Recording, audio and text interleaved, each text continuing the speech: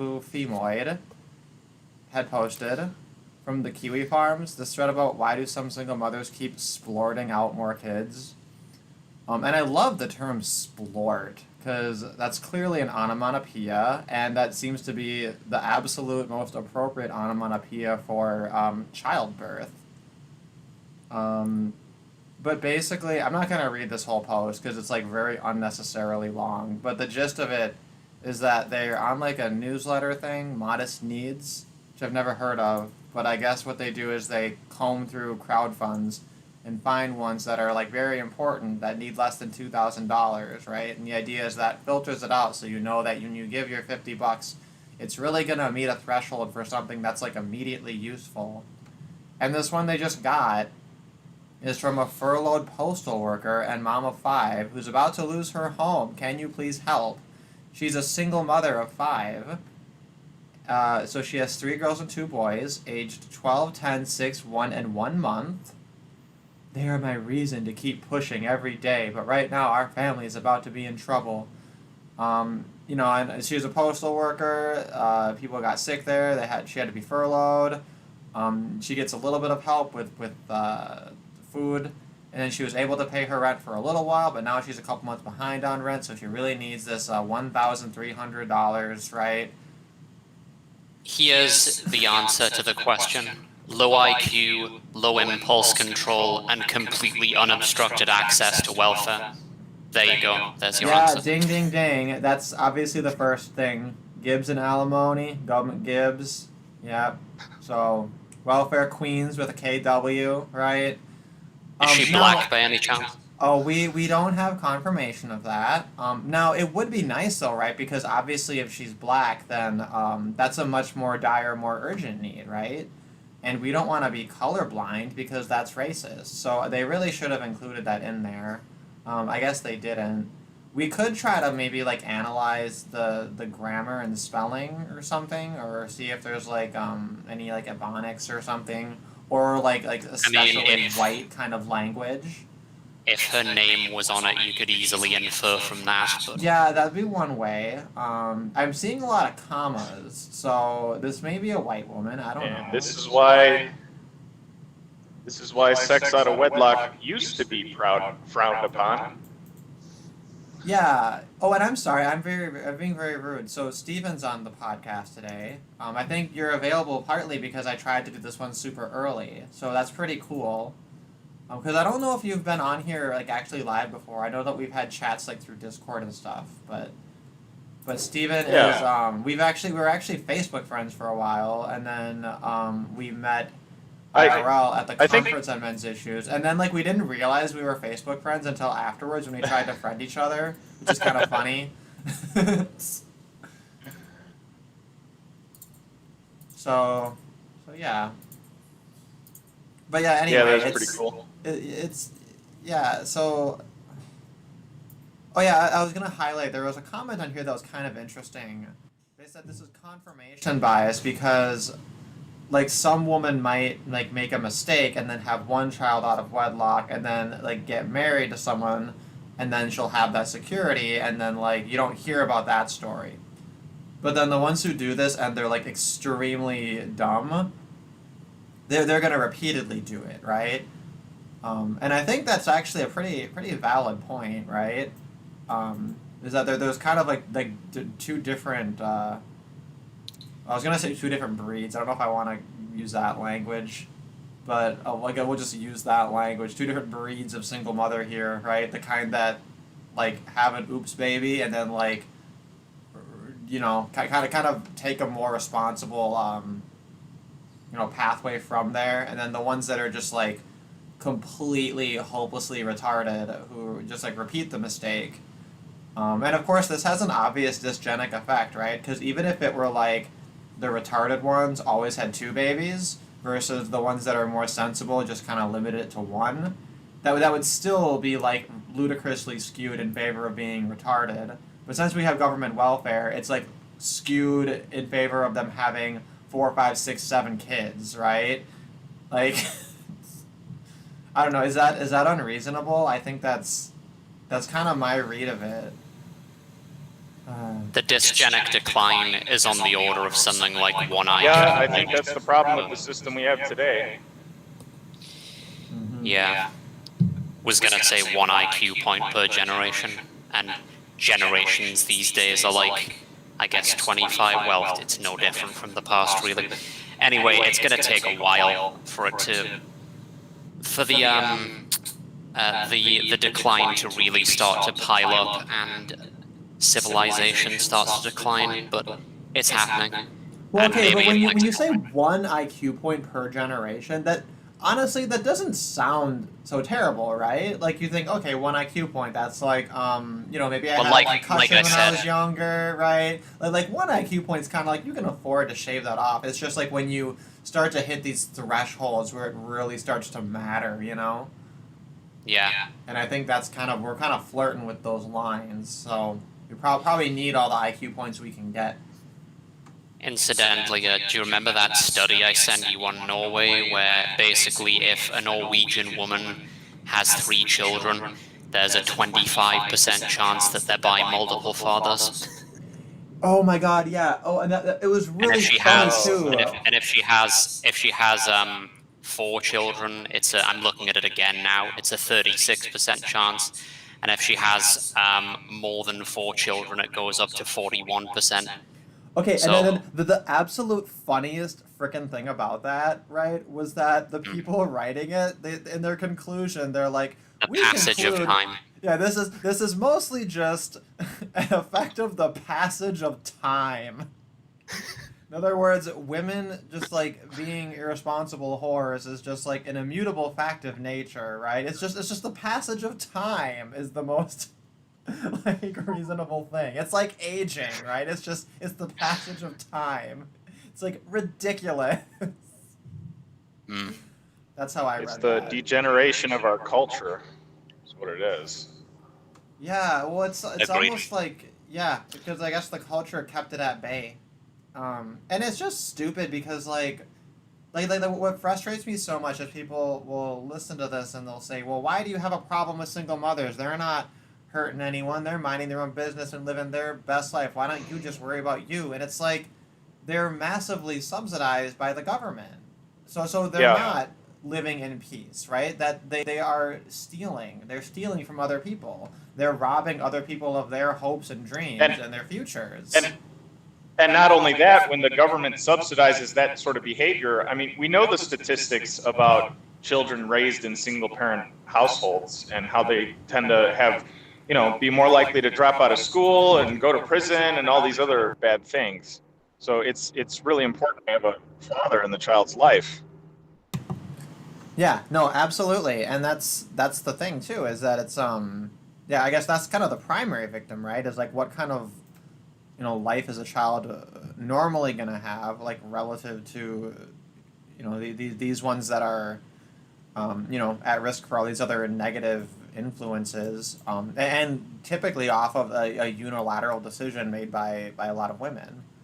And of course later on in the thread you have people start to say, well, what about the men who also did this? Which is just like, it's one thing that I really hate about like the Kiwi Farms community is that like for a group of people who like really hawkishly monitor all kinds of shit on the internet, they don't seem to learn any lessons from what anyone like remotely red-pilled will say, which I don't know what their excuse is, right? Like a typical like normie person, their excuse is that they're not really exposed to that kind of thinking, but these people are, and they're just like, it's like an extra level of like willful ignorance to like be combing over and reading and mocking things that people in red pill spaces like to say and point out, but then to not like digest any of it. It's like the difference between like ignoring and refusing to take red pills versus like digesting red pills and then like puking them up over and over again, and then having the nerve to complain about a problem like single motherhood, right?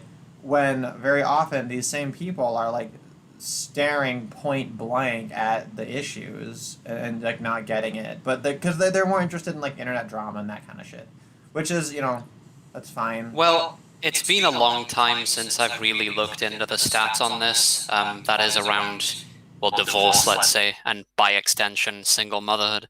But so women mostly initiate divorce to the tune of 2/3 to 70%, usually around 70%, depends on the country. And the most commonly cited reason is just dissatisfaction. And you'd think the word dissatisfaction could encompass other things that are really bad, like, I don't know, abuse maybe. The thing is that dissatisfaction on the surveys that they give to these divorcee women, it exists as a separate category alongside abuse. So, like, abuse is its own category, and financial problems are yet another one. Yeah, And so yet the then if most they're saying commonly- dissatisfaction, what they're saying is not abuse, not financial issues, not infidelity. Yeah. Yeah. It's effectively just a euphemism for boredom, or maybe I could do better. So Yeah, boredom, hypergamy, Yep. whatever. just fuck it. That's what it is. It's just fuck it. I just got bored.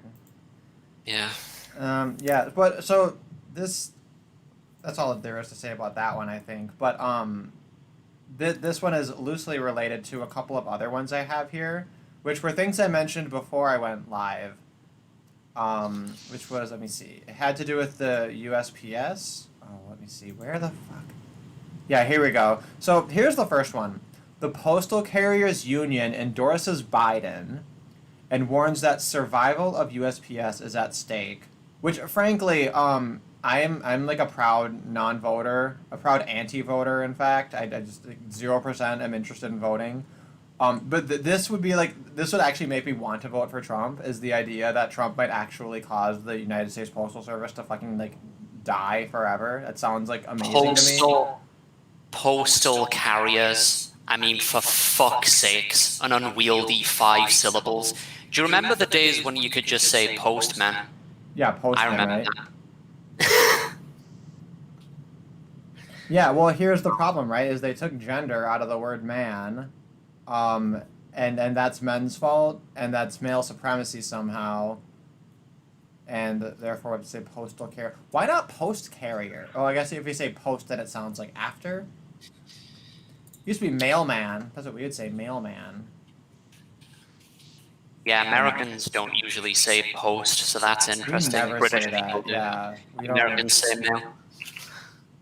Yeah, no, we don't like long words. So, mailman is mailman. But okay, I just want to like unpack a couple of things that are fucked up about this. First of all, why does this government program have a union?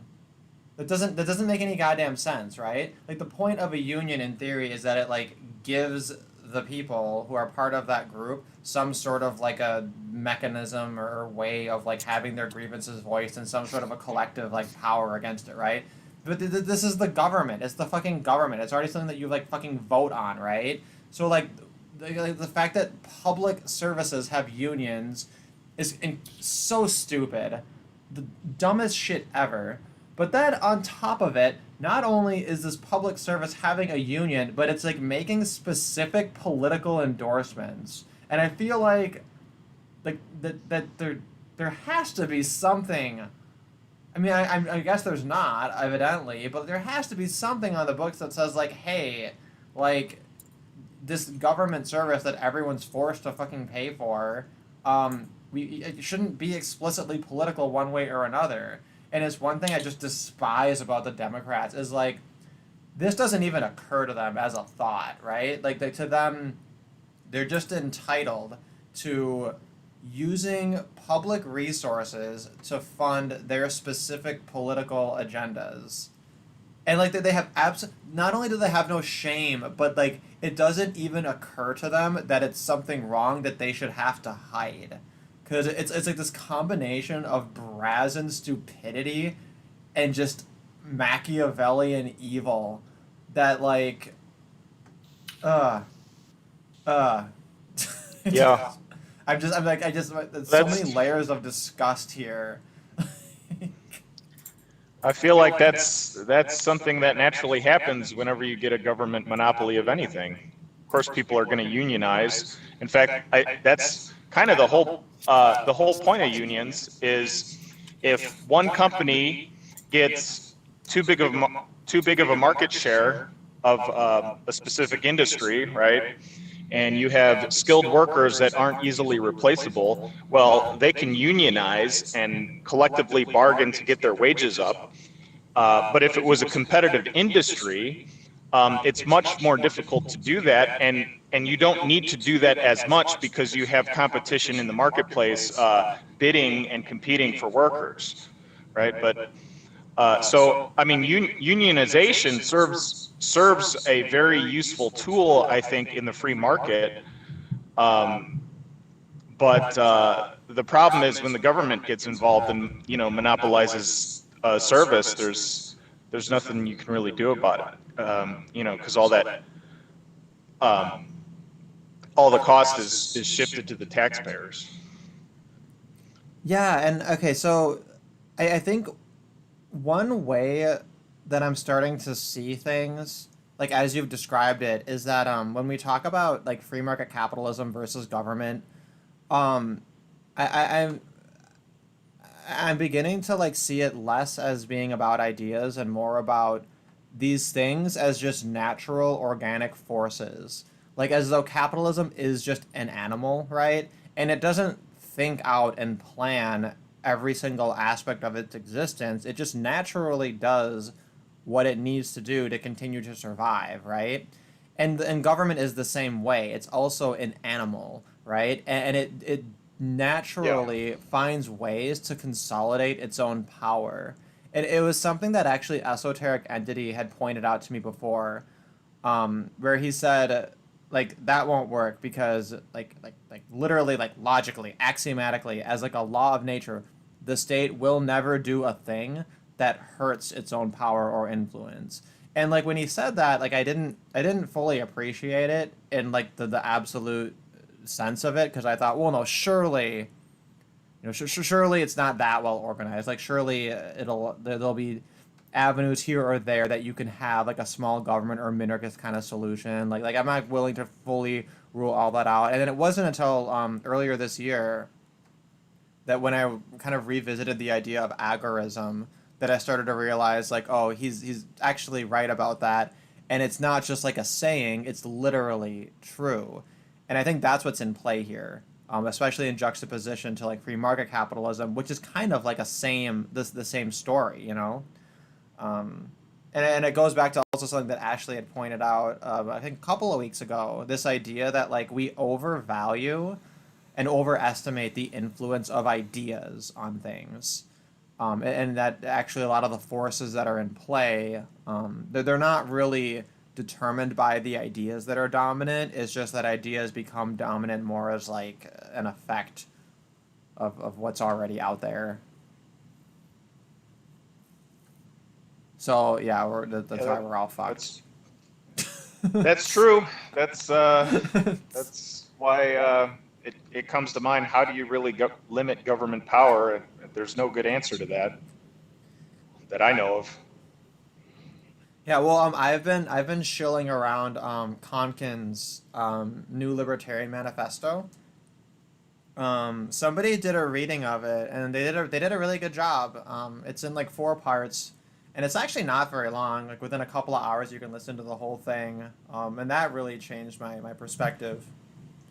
It's kind of a shame that there's not more like Konkin related content on YouTube.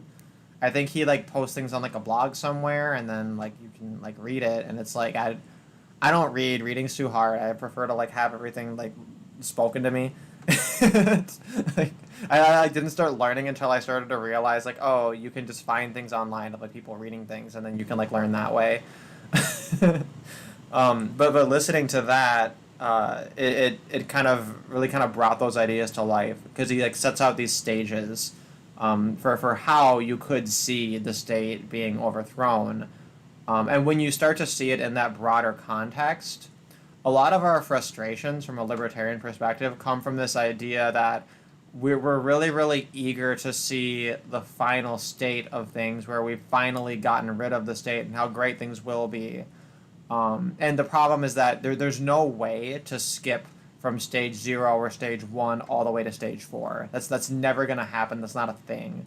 But when you see it in a larger context of like, okay, here's where we are, here's a few different steps we go through that eventually lead to that, it starts to be more realistic. It's still a little bit blackpilling because it seems to set out the idea that we're probably not seeing it in our lifetime, but at the very least, there are strategies that are accessible to us that lead us down that path and at least set things up potentially for future generations to see a world that's free of this massive government coercion. And once we reach that stage, there's no going back. Once we start to see these like viable long-term alternatives outgrowing the state, it does limit the state eventually. Right. You're talking about a lot of bottom-up grassroots solutions rather than top-down, right? Exactly. And that's why like all these people who are like all for Joe Jorgensen, right? I'm at the point where anybody who wants to support like the Libertarian Party and like pursue those things, not only are they like not only it's not just that like what they're doing is non-valuable, it's actually hurting libertarianism. The Libertarian Party is it's a cancer. I really want to see it eliminated. I wish that people would not promote this idea that that's in any way a viable or reasonable path, not just politically, but even in the way that they present it as like, oh, well, if we set it up as a political party, people will at least hear the ideas, right? Oh, if we can just get Joe Jorgensen into a debate with Biden and Trump, then people will be exposed to her ideas and it's going to make a big difference. Like all of that just needs to stop. I guess my attitude towards libertarianism, it's actually kind of the opposite of my attitude towards the manosphere. When it comes to like men's rights issues and things like that, I'm like a pluralist. I think like there's practically no wrong way to do it, barring like just outright like violence and terrorism. In terms of like your rhetoric, I think there's practically no wrong solution as long as you're talking about the issues. Whereas with libertarianism, I definitely think that like the efforts need to be not necessarily centralized, but at the very least, they need to be non-political. There needs to be an emphasis put on the fact that politics is not the answer, and that like you're not going to infiltrate the government and then like convince it to change its nature. Yeah, it makes no sense to use state means to accomplish ends which would eliminate state power. That's exactly why I've always been a fan of creating your own communities and creating alternatives to the state and competing with it to the extent that's possible. Yeah, exactly. And I think that there's that very few libertarians, even the ones who are really, really dedicated to like the Libertarian Party and to these political solutions, like your very Ron Paul libertarian kind of types, like they wouldn't be opposed to that either, right? Like they think that's a very good idea. But I think that there's this question of like whether or not that should be the exclusive focus. And I up until this year I would have said no, there's no reason that should be the exclusive focus. That's a really great tool in the tool belt, but it shouldn't be the exclusive one. But now like I've totally reversed course on that position, and I think that that is those are the only solutions that are viable. And it's really broad. And one really cool thing about it is people engage in those styles of solutions without even realizing it. So there are more non-libertarians who promote libertarianism than libertarians. Yeah, that's so true. Which is like, I'd say kind of crazy. It's crazy, but I think it's true. I think a good example would be like look at people like the Amish in the U.S. or the Roma people in Europe, and you see like they have an alternative to the state, like they have their own communities and their own system, kind of coexisting in these statist societies, but it's separated, and I think we could learn a lot from that. Yeah, well, and obviously I'm a huge fan of this idea that like there should be free association, and that means allowing people to, form their own communities and to say, here are our rules in our area, and love it or leave it kind of a thing. Like when that's all voluntary, I think that's all great. And another interesting part of that too, though, is that the larger body of it is counter economics, right? And I remember, do you guys remember? I guess it's almost 2 years ago when it was David Wu started the whole thing about reporting e-girls to the IRS for tax evasion. You guys remember that? The what do they call Yes. it was like what was it had a funny Yeah, I do. name. It wasn't That was Thoughtgate. funny. It was like what was it had a really funny name. Like the Thought thought. audit. What was that? Yeah, the thought Thought audit. That was audit. it. I was thinking the thought collapse for a second, but yeah, the thought audit, right? Oh, and I thought that was very hilarious. And I remember this is an esoteric entity. He had made a video saying like this is awful because what these whores are doing is engaging in counter economics, and you're supporting the state by having the government go after them for more money.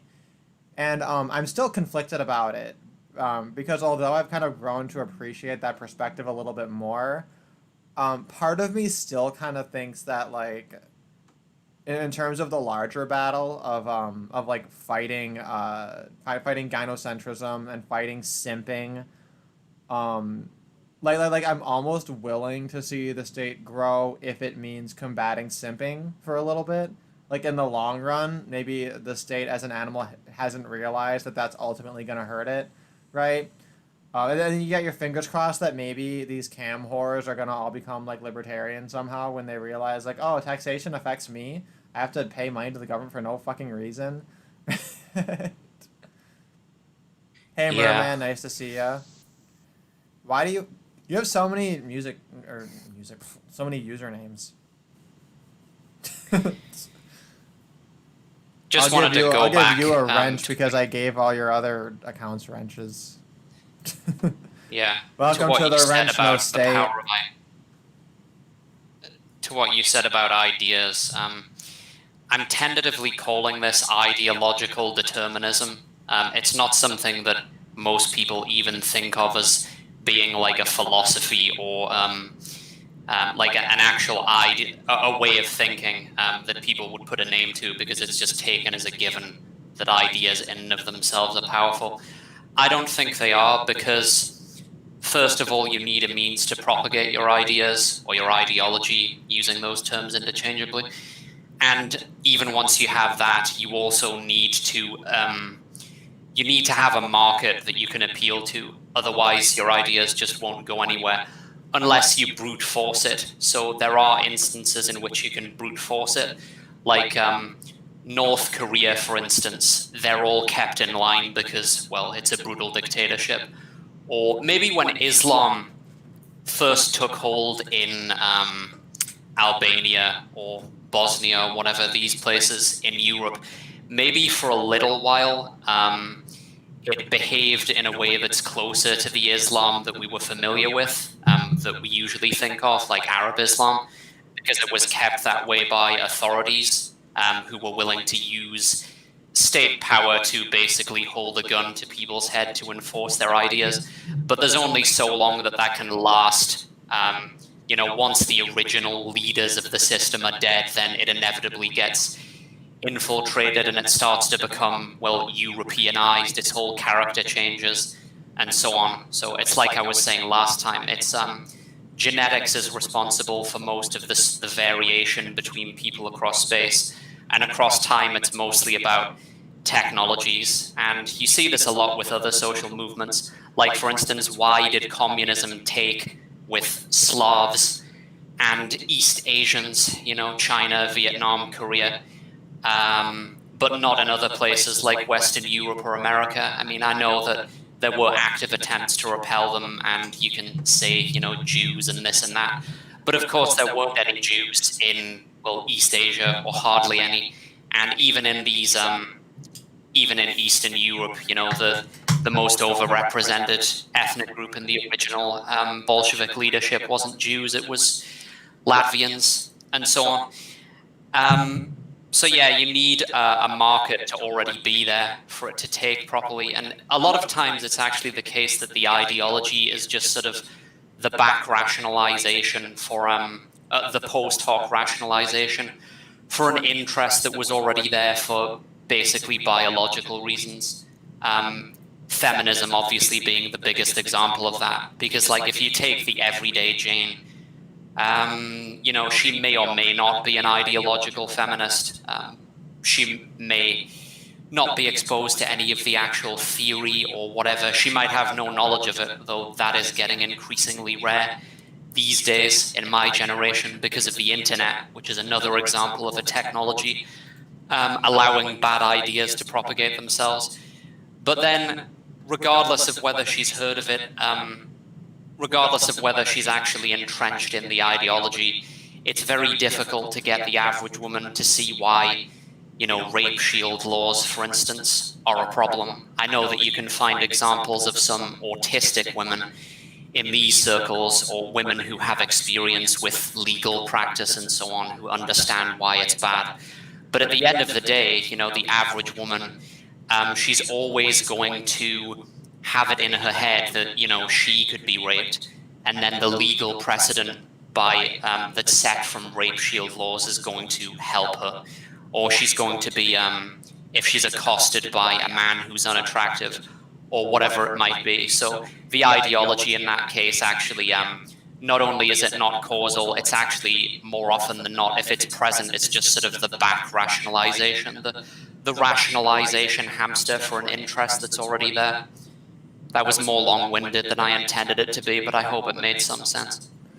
Well, no, yeah, because I think that's kind of yeah, I think it fits really well. And like one thing too is that with you know, ideological determinism, this idea defeats itself twice, right? So first, it self defeats when it needs to use force in order to make itself have efficacy, right? And then it's secondly self defeated when other people kind of take it over and co-opt it after the original leaders aren't able to promote it, right? Because like the phrase should be, you know, the pen is mightier than the sword, and it's like, first of all, no, like in a literal sense, like you're gonna lose your fight against the sword. And then second of all, the only times when you've been able to show that your pen is mightier than the sword is when you have either like a shitload of pens, right? So many pens that like you have this like massive social force in play, or you momentarily picked up a sword in order to enforce the pen, and then the moment you let the sword drop, like some other pen with a sword took over, right? It's just comical how quickly it falls apart. So yeah, it boils down to cope, frankly. Like it's Yeah, I mean, or you can. opportunism, right? When it comes to, I mean, it's religion, right? I was listening to a history of Constantine, right? And his whole story about how like he saw a vision of like a cross or whatever. I noticed part of at least the version I heard, is he like wins this fight in this battle and then mentions, oh, by the way, like I had this dream about that symbol I had on there. And I'm like sitting here like you're explaining this to your army afterwards, and I wonder, like that seems post hoc, right? It seems like if you had this vision and you were certain it was all gonna work out, you'd tell them up front, and you'd be like, hey, like, dude, we got fucking angels on our side, like you have no doubts, and right, like it seems like that would be more advantageous to a battled mindset, and instead he didn't want to risk, right, like having this like insane delusion being something he has to own up for in the event that he had failed in the battle. I may be totally off base there. If somebody knows more about history, I mean, everybody knows more about history than I do, but if in particular you know that that's stupid, then let me know. Yeah. Anyway, I mean, hey Thuggy, nice to see you. I'm glad. See, Just to you know what? Actually, you were totally fucking wrong. We totally had people showing up, even though I started the stream super early. Oh shit! There's 6 concurrent viewers. That's around what do we usually see. No, I didn't mean viewers. I meant people joining the hangout, like from Discord. Oh, that's what you meant. Oh, okay. Well, yeah. Although But just Jay to reiterate, Willie like, might hop on. He said he was gonna eat and then hop on. You So. can. You can use authority to keep your ideas in place. Like, you can have a society like North Korea, and it's probably the most, I'd venture to say, successful example of this model. And, there are others, Saudi Arabia, etc. But the point is, it's only so long that you can maintain that. Inevitably, something's going to break. It's going to be outcompeted by other value systems, especially these days, because of technology, because of the internet, because of cryptography, and on down the list, it isn't really possible for them to completely shelter their populations from the outside world. There aren't that many North Koreans, I would guess, these days who aren't aware of various certain things about the South or about other countries that are more developed. So it's just like a ticking time bomb until that model fails. Shit, I wonder if Kim Jong Un is showing them the stream we had on Korean feminism. Do you know what I mean, though? Right? I would show them that stream. I would show them. I'd be like, hey, you guys want to be a democracy? You guys want your freedom? Check out what your women are gonna do. You want this? They'll be like, holy shit, those bowl cuts are hideous.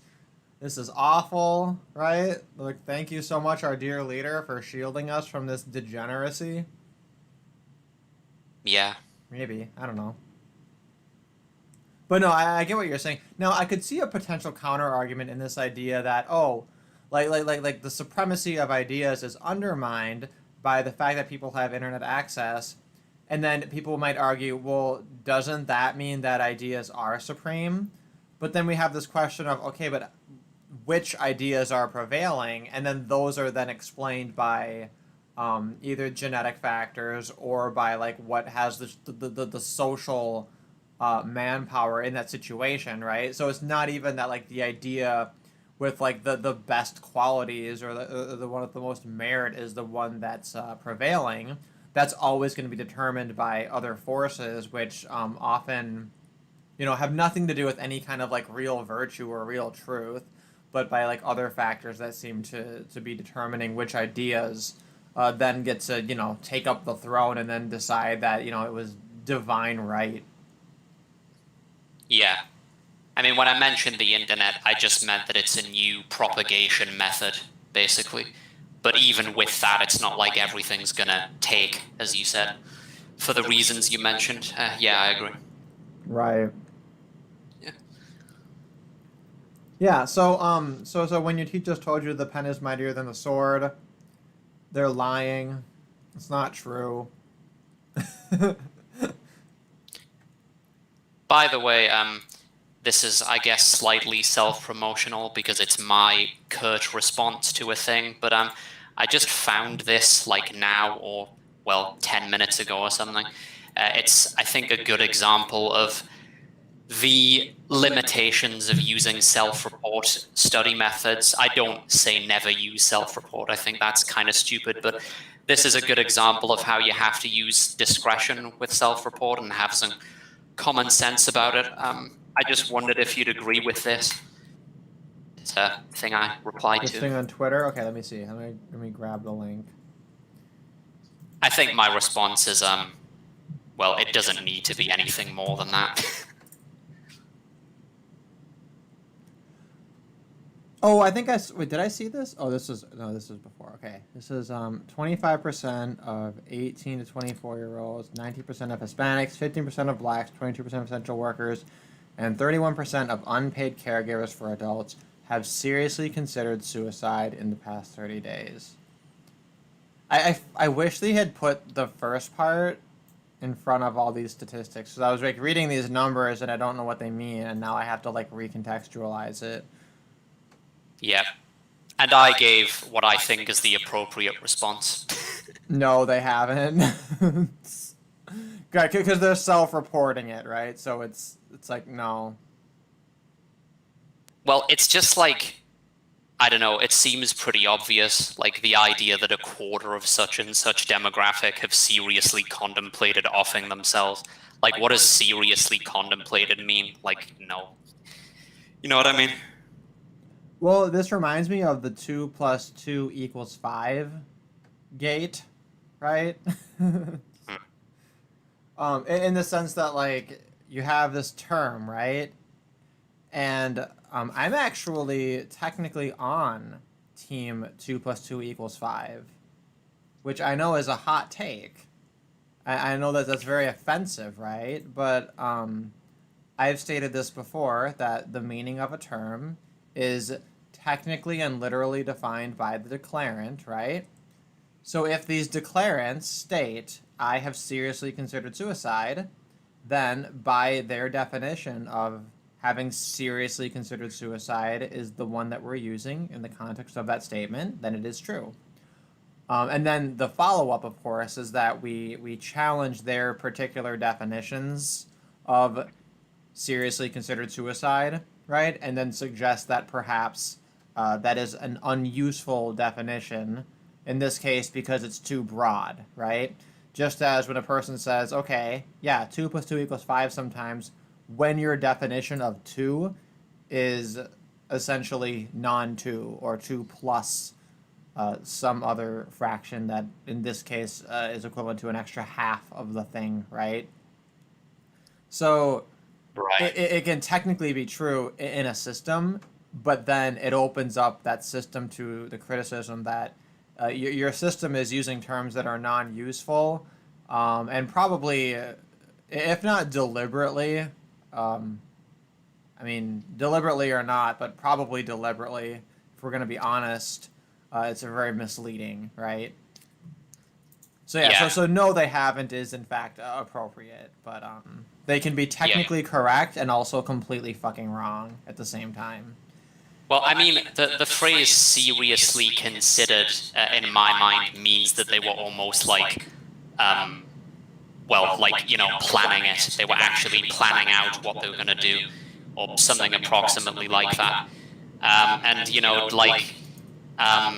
I know it's just an appeal to intuition, but, like, you know what I mean. It just doesn't pass the sniff test that a quarter of 18 to 24-year-olds were basically gonna off themselves, or were right next to offing themselves in the last month. No, yeah, because these numbers Yeah. are stupid. 1 in 4, yeah. Well, see, in the highest percent, they had 31% of unpaid caregivers for adults. Like that's the one where the situation is like the most specific, right? So that would be the one that in theory you're willing to give the most leeway, but then even the fact that it's like 31%, no. Yep. 1 in 3 of them, I don't think so. But of course, most people looking at what you're saying here, their response is going to be like, did you even read it? How do you know? Blah, blah, blah. Oh, you're just asserting that. And it's like, I don't know. It should be like Fairly it obvious. should be pretty obvious. It should be a pretty easy thing to just call. I wonder what the Yeah. sample size on this is. Where's the N? It's not in this like little it's not in the screenshot they included here. I'm not clicking on this. I don't fucking care. It's from the CDC also. Like fuck the Yeah. CDC. I 0% care what they have to think. Yeah. Okay, so I want to go back to the USPS thing because there's one funny thing I noticed on this article before I throw it away because it's stupid. So this whole thing is based on a statement that the president of the NALC, which I guess is what, the National Association of Letter Carriers, something dumb like that. I don't, whatever, fuck it. He said, together, Biden and Harris fully exhibit the experience, dedication, thoughtfulness, and steady hands that will work to ensure that letter carriers and working families are put first. So, one thing that's amusing about that is it implies that letter carriers aren't actually workers, right? But also, this idea that, like, this class of people, letter carriers, they should be put first. Like, this is not a way to make a statement that would galvanize non-letter carriers, right? Like, why would I support someone who's supposedly putting people who deliver the mail? They're to be put first. Like, what kind of system do they think that is? Like, and what are the non-working families? Like, in theory, if you put working families first, like your number one issue would be like ending welfare benefits for people who don't work. Cut disability, right? Because disabled people don't work, right? What does working families mean? I think it's like they're borrowing this language from the UK where you use this term, the working class. And I fucking hate that. I think it's so The stupid. term working, I hate the term working class isn't British. Isn't it British? I think it's British. No, we don't use the term working class in No. America. We don't use that. That's why he's You saying don't. working families. We don't use that term. It's a British thing. It totally is. I don't I'm know. gonna Google this. Working class. It's a British term. I mean, okay, if I Google it. Oh yeah, here I got proof. Okay, if I go to Wikipedia page for working class in parentheses or laboring class, and guess what? They spell laboring with a U. Okay. So yeah, it's British. It's British. So a not American person wrote the article. Oh my god, no. Oh my god, chat. Who is listening in the chat who can fucking help me out on it? Okay, at least statistic made Okay, up. whatever. Maybe the term originated in Britain. Whatever. Like, what's It your beef? totally did. It's only Brits who say this, and it's a really really like flamboyant and manipulative sophistry, right? And the idea is it's like, oh, only poor people work. If you have a certain amount of money and you go to a job, that's not real work, right? So you're not working class, you're upper class, right? Because upper class people don't work, you know? Like that's the implication. And it's always It just means blue collar. It's all blue collar. They say some white collar jobs, and what's a pink collar job? it's more or less basically a synonym for blue collar work. Like, in my experience. Oh my god! I guess am I a Pink collar is- worker? Yeah. I'm a pink collar worker. Holy shit! I didn't know that. I'm a pink collar worker. It turns out. I thought that was gonna be like slang for like prostitutes and stuff like that. Well, they said it's women's work, so. Wow. Yeah, I'm a teacher, and therefore I'm a pink collar worker. I should get affirmative action for being a pink collar worker. We're very discriminated against. Okay, no, Steven, what do you think? Working class. Do us as Americans, do we use that term ever?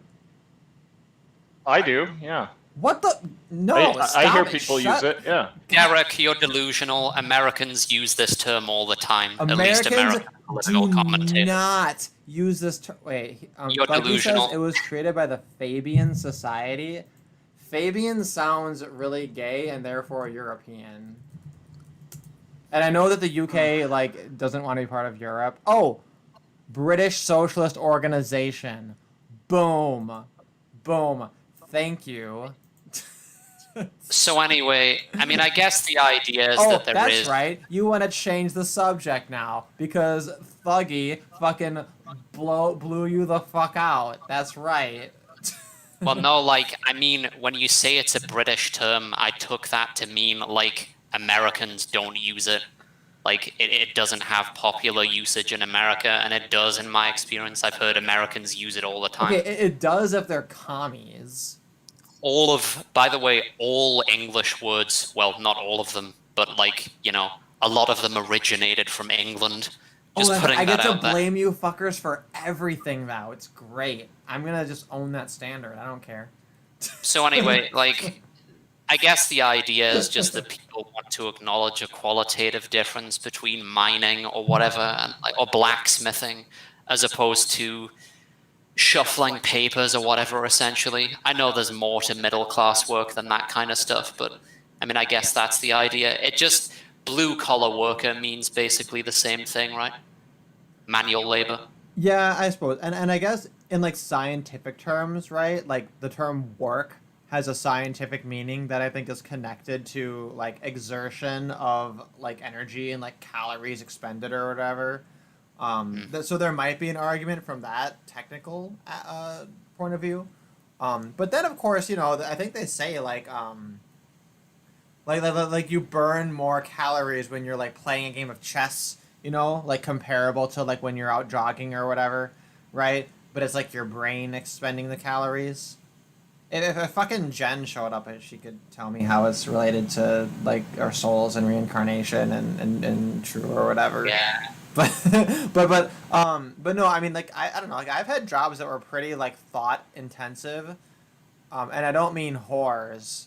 I mean like checking lots of emails and like giving lots of like verbal responses and like doing a tiny bit of like coding within your programs to set up you know how like your emails and shit are all distributed and like all that kind of stuff, and like it's definitely an exhaustive thing, you know, even if it's not like a physical labor, but then of course Do you there remember? is sorry, what? Do you remember when it was a trend for all these beyond pensant journalists to tell people to learn to code, which is already kind of outdated advice, like at this point? Well, even at the time it was the advice, right? Like it's like coding is like automated. Yeah. Yeah. Yeah. Like there's even websites, well, like web design used to be complicated because you would have to learn how to do some coding, but there are sites now that basically just give you a template. You can just manipulate all the objects on the screen in a very low IQ fashion without ever having to deal with the code, which is good. Like, don't get me wrong, it's a good thing. It's just kind of funny. No, yeah, and that's the thing too, is people who like have to code like from the bottom up and like really write everything themselves. That's kind of I guess that's kind of gonna Boring. become a dead art form. I don't think it's that boring. I mean, I'm not particularly versed in it. Any kind of like programming or coding I've done has been like templated, right? So like I don't really do that raw like writing of it. But from what I've seen of it, it's actually really interesting. Like it's kind of cool to like look at to look at like a whole body of text, right? And to see it kind of worded in this syntax, and then to kind of stare at it long enough that you start to notice all the patterns in it, and it's a little bit like I don't know, it's like Legos. It's like anything built, right? Or it's like videos of like crazy like contraptions of like multiple things butterflying affecting into each other to cause a thing to happen, right? Like it's cool to see that creativity, especially if you're like firsthand experiencing it emerge just by looking at it, you know. Like Yeah. there's something cool to it. So I don't know if it's necessarily boring. I totally could have been a programmer if I wasn't like fucking lazy. I guess I still got time to do that if I really want to. But of course, at this point, like, why learn to code? It's all being automated. I should just do something else. Was laziness your motivation for going to Hong Kong instead of other parts of East Asia because they're English speakers? Well, okay, no, that wasn't the reason. The reason was money, which is that you can't usually get a job doing what I do in Hong Kong unless you already have experience, and I happen to already have experience. And my current employer in America, they had pissed me off, so I decided I'm gonna do something else. And I was looking for other jobs to do in America, and I was like, oh, there's literally nothing I'm qualified for, and all of this is garbage. So then I was like, well, why don't I just fuck off to Asia again? Because Asia was pretty cool or whatever. So then I was like, well, let's just go to Hong Kong because I'll get more money and it's a cool place to be, right? It compares favorably to the other choices over in Southeast Asia, and I happen to have the experience for it. So a lot of things lined up that made it make sense. Yeah, I But mean, like when you if take you're the kind of job I interested- took, you have absolutely no idea what you're walking into because like every single work environment is totally different, and it's not just like taking on a new job, right? And then like if it doesn't fit, you could just kind of like choose a new job and then like fuck off and go do something else. It's like you literally moved halfway across the planet, right? And you committed to like rent in a place, and you committed to all these things, and you have your work visa, right? So like it's so much more high stakes, you know? Yeah. Yeah. I mean, what I was gonna say is that, like, in East Asia, Northeast Asia, it seems like South Korea is the optimal choice if you're interested in learning a language, which I am, and I guess many people are, but because it's like a lot of people find Japan and China more interesting culturally, but the thing is that there's a brick wall for many people, well, for lazy people, with respect to those languages, which is the writing system. Like, I couldn't stomach spending a year or 2 years just sitting on my ass, like, memorizing characters before you're able to actually get on with your language learning. That kind of just sucks all the fun out of it, in my opinion. It's better to just have, like, an alphabet that you can learn in 10 minutes, and then you can just get on with reading things and well, yeah, just getting on with your language learning. Yeah, well, I mean, with Chinese, you can learn the pinyin, and then you can just kind of skip the whole writing aspect of it. You'll be illiterate, right? You can't fucking read, but you can at least Right. like do basic speaking and pronunciation without any of that. The issue Yeah. I have here though is like Cantonese is a whole nother beast, and I can't do it at all. But then I have like practically no reason to learn it either because like most things are written in English anyway. But it's kind of annoying because I have Mandarin that in theory I could be using, but like the chances that a person knows Cantonese and Mandarin but not English is effectively zero. So Yeah. I don't really learn anything while I'm here. On that note, I've learned actually, a tiny bit of Cantonese, but it's just it's so much easier to just speak monkey, just point to shit, and then just move on with Yeah. your life.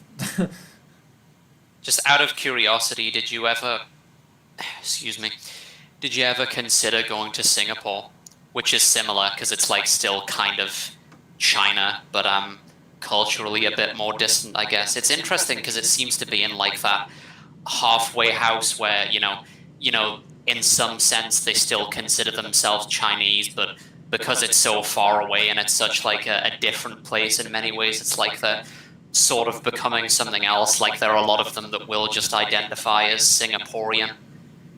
And again, mostly English spoken there, multiple languages, etc. So did you ever think about that? Well, I looked into it at a time, and it seems perfectly fine, but I don't know. I guess I don't really know what I would gain by going there versus staying here. Yeah. And then mostly, Well, like I'm kind of at the point where I'm a little, I know my wanderlust is a little bit spent. And I kind of feel like it'd be kind of nice to be back in America just because of some of the people I know there. But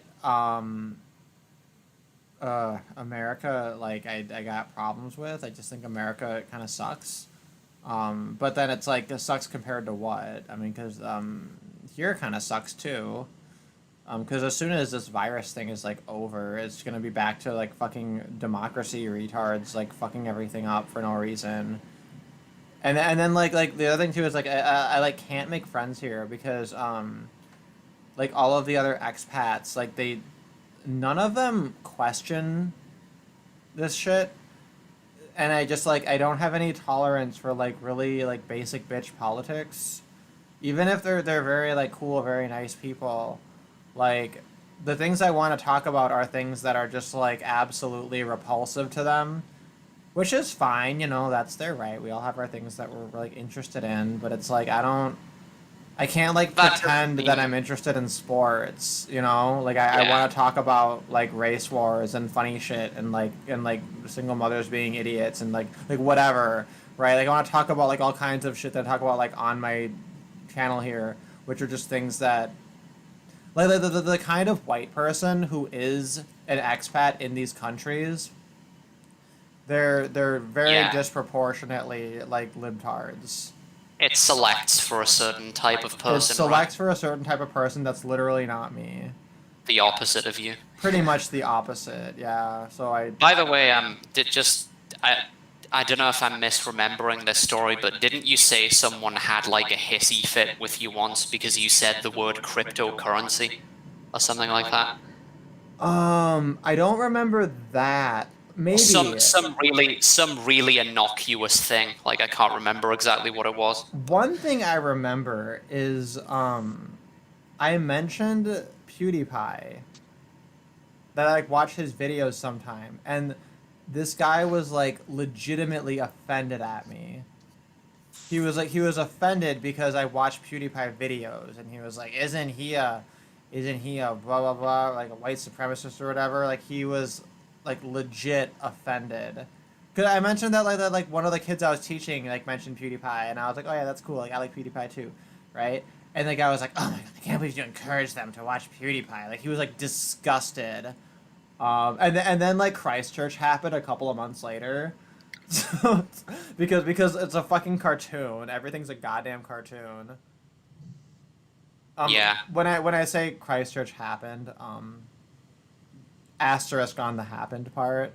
I'll leave it at that. If anyone has any question about that, I got a video I can show you. But anyway. Can you imagine me being forced to work alongside normies? It'd be fucking unbearable. Well, that's the thing I love about my job now is that like I go into a room and like I Yeah. have my room for that day, and like I teach my small classes for the day, right? I interact with like one like Asian lady who can't speak English, and it's fine because she's nice, and I smile at her and she smiles at me, and we have an understanding, so that's fine. And then like the other teachers, I can talk to them or I can not talk to them, and it's just like fuck ever, right? Like this company is like so autistic, and at first I was like put off by it because I thought like I have no idea if I'm like doing a good job or anything because I'm not interacting with anyone else. Like I'm just like doing my own thing and just like whatever happens happens, and I have no idea if like if like the classes are going well or not going well or whatever. Like I have like absolutely no idea what the fuck is going on. But then like after so long, realizing like okay, like this is just how things are here, and that's great. Like it was an awesome fit. Now they pissed me off recently because they're forcing us to work online, right? But they're also forcing us to come in to the places to work online, and I'm like, can I just not do that part since you're requiring me to like use my own computer with my own things and my own whatever and my own all my own shit on my own computer to do all of the work, and like you're just requiring me to physically move over to a place. And when I mentioned like can I just not do this, can I just like stay at home and do the thing, they're like no, because it gives us an excuse to have another person at the center working. And I'm sitting here like, but I could literally just be at home while they're over there, and that doesn't make a fucking difference. And they're like, no, because if your internet goes out, you wouldn't be able to blame the company. And I'm just like, that doesn't make any fucking sense. My internet could go out and I could just blame the company as though it's the company's internet. Like, there's like literally no reason, and they're just lying to us brazenly over this whole thing while not paying us the amount of money that's in our fucking contract. So I'm probably gonna end up suing those fuckers because it's just like I can tolerate them being greedy, but I can't tolerate them being greedy and stupid. It's like pick one. You can't have both. Anyway, I just needed to rant Apparently, a little like bit. apparently Hagwons in Korea are good for prospective English teachers, like the private schools that they go to after they've gone to normal school, because it's like another thing that's good about it is that it's late, which is good if you have a delayed sleep interval, which is what I have, like because it's later in the day, and I would be a more effective worker later in the day, I think. And the Oh my classes god, are one of my favorite jobs ever was doing overnight data entry. I loved that shit. I loved being a vampire. I thought it was so fun. The only disadvantage was that the particular job I had just didn't quite pay enough to get the fucking bills done. But that was like a really fun period of my life. Even though like on paper everything about it is like stupid and boring and pointless. Um like in hindsight, I like that idea a lot. What type of data entry was it? It was for it was for like a chain of stores in America called Abra Auto. Hmm. So for Abra, they paid us to go through their records, and basically they needed us to take records from one of their systems and paste it into a new one. So I would go through and I would pull up the record and I would take, like the name of the person and their phone number or whatever, and then like the model of their car and the year of their car, and I'd paste it into a new system and I'd go through the records like one at a time or whatever, saving each one of them. Yeah, and we'd get like so many, like hundreds or thousands of them per shift. And that job was really funny because at first they hired like a couple dozen of us to all do it at once. And every time you finished one, it would save into an index that had our initials by it. And I noticed like, oh, like my initials are appearing like every other record is one of mine, right? Like I'm literally doing like 50% of the labor, and I'm just like, oh, fuck it, I don't care. Like I'll shame these fuckers because they're slow and they don't know how to do fucking Control C and Control V and fucking Alt Tab and shit, right? Like because I could do that because I'm a millennial, I'm like a fucking god, right? And then eventually, like, we had messages from the managers being like, everybody, like, make sure that you're not doing them too fast because we're having errors. And then I noticed, like, more and more of the other people would just stop showing up to work. And I was like, oh, now it's down to just, like, me and one other person. Like, what's going on? And then it's like, oh, like, the people who were too slow were also the ones making all the mistakes. And I'm like, shit. Like... So eventually it would be just like me and one other person, and then like because like we'd be competent, we'd actually have a little bit of a competition of it, right?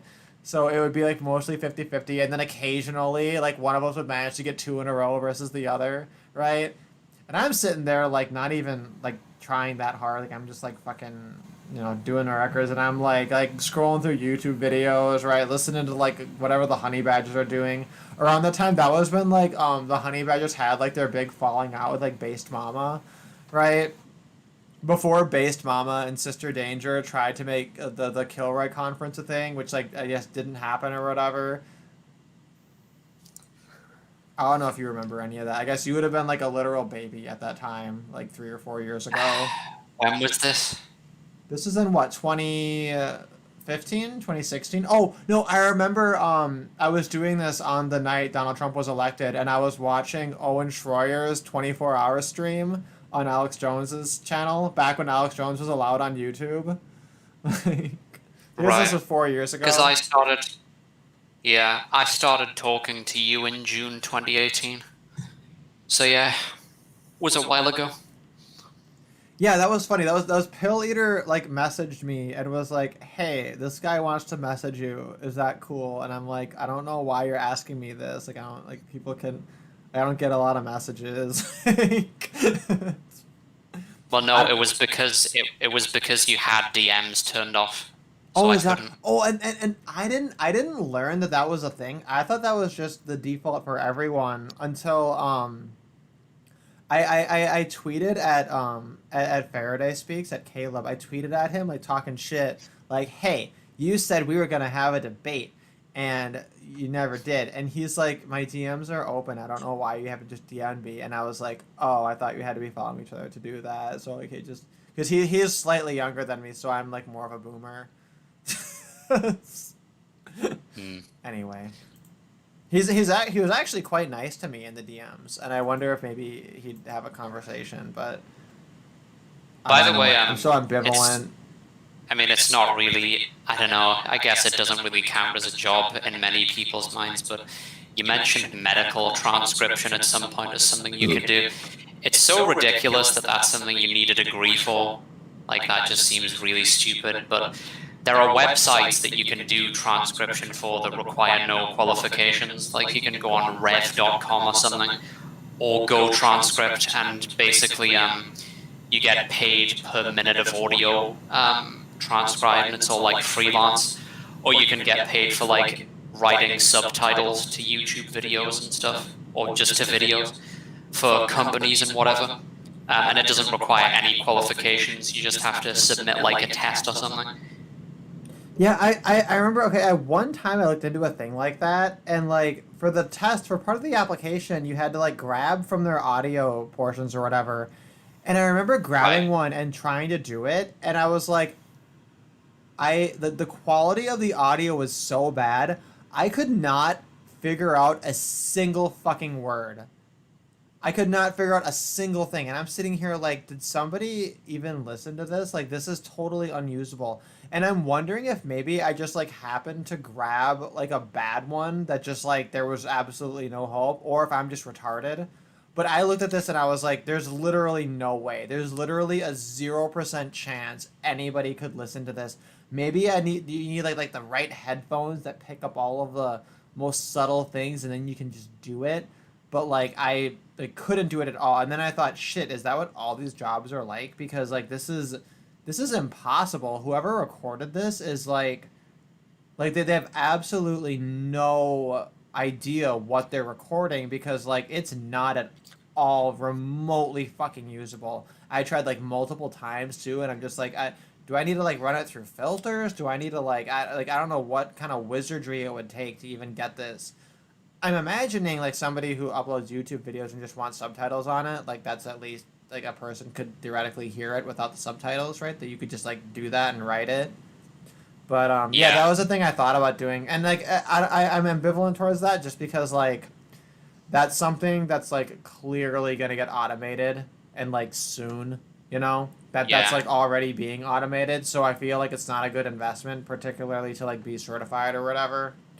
No. So yeah, I'm kind of thinking that might be like a horrible, stupid dead end. But I don't know. The We'll see what the same. fuck The happens. same. It's just like maybe it'll be around for another 10 years or something. But there's that, and there's also like translation work. And I know like you're not at that point yet, but it's like if you work your way up into you don't even need to be a speaker per se. Like if you just work your way up to like an intermediate level of comprehension in like reading and writing for a language, just for written text, then you could do translation work, like advertise yourself on Fiverr or something as a translator, or sites like rev.com that do transcription work also do translation.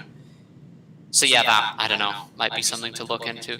That's an idea. That reminds me, I want to do a Mandarin cover of Sherilyn Barnes's Trans Am.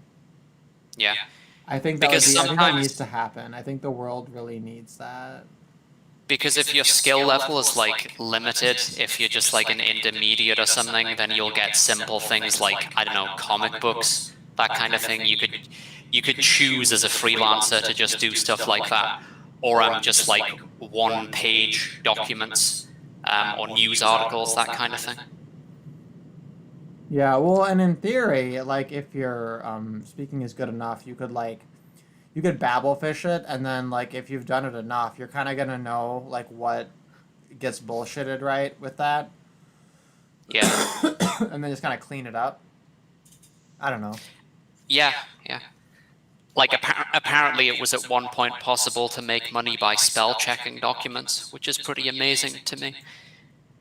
It's got to be impossible now. Like, well, it's what editors do, I guess. That amazes me that that's still a job, like that we still need human editors for texts that are already composed. Like, it's actually something you can make money from. Just Well, okay, but correcting. here's what's crazy though. We have editors, and like articles on mainstream publications still have fucking errors in them. Yep.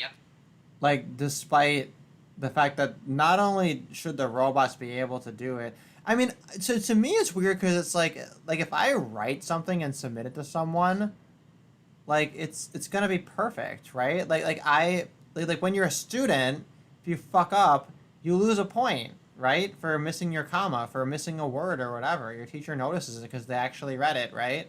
So like anybody who's been a student, you'd know to do that.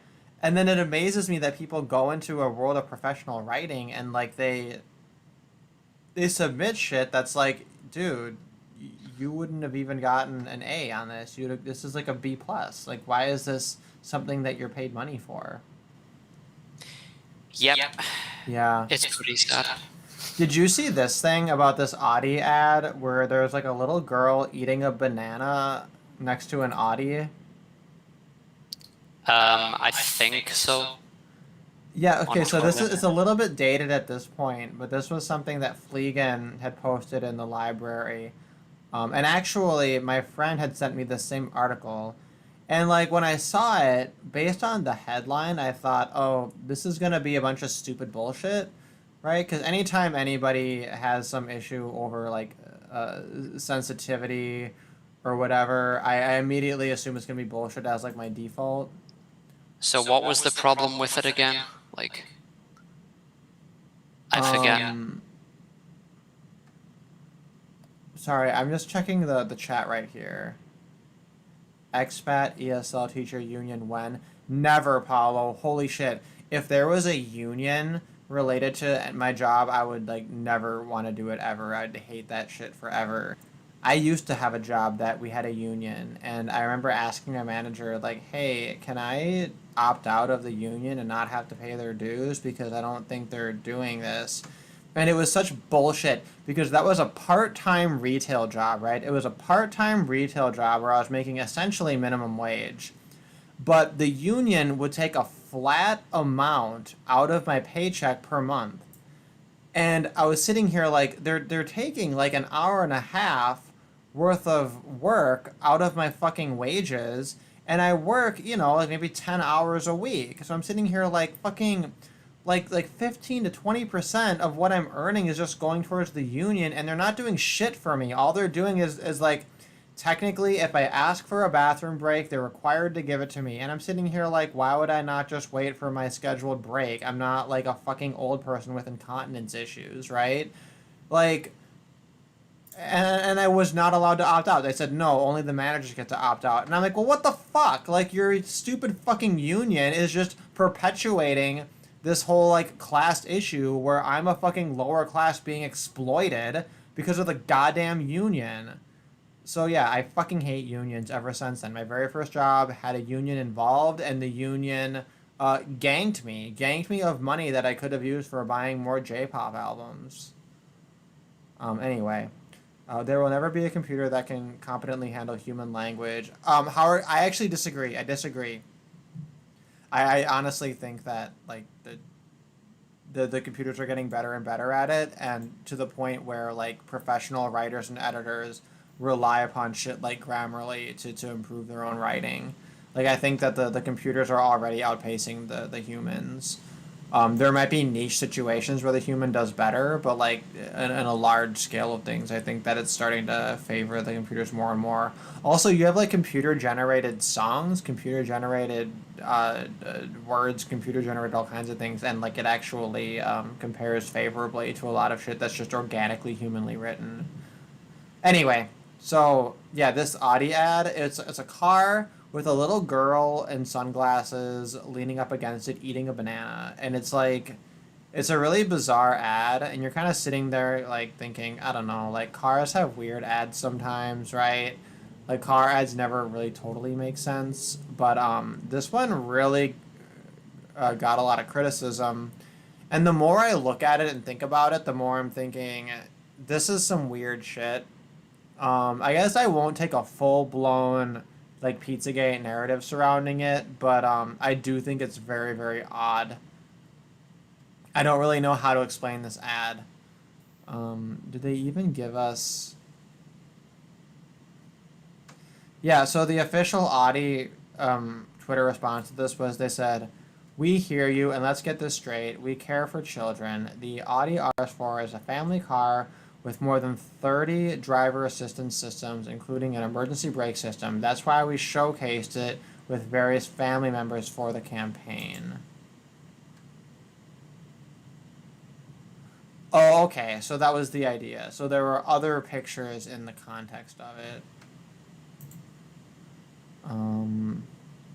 We hoped we could convey these messages showing that even for the weakest traffic participants, it is possible to relaxingly lean on the RS technology. That was a mistake. Audi never intended to hurt anyone's feelings. We sincerely apologize for this insensitive image and ensuring that it will not be used in the future.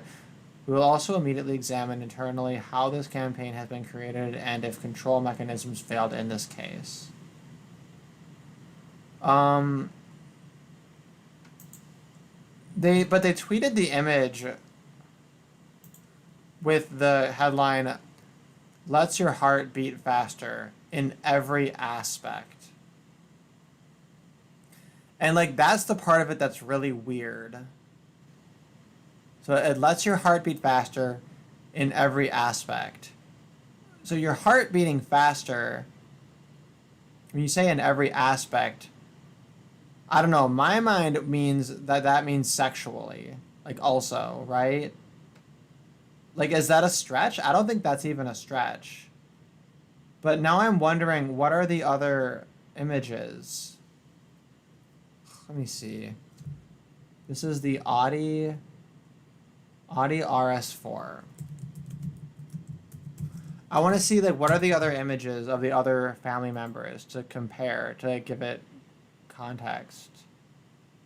It's just pictures of the car. I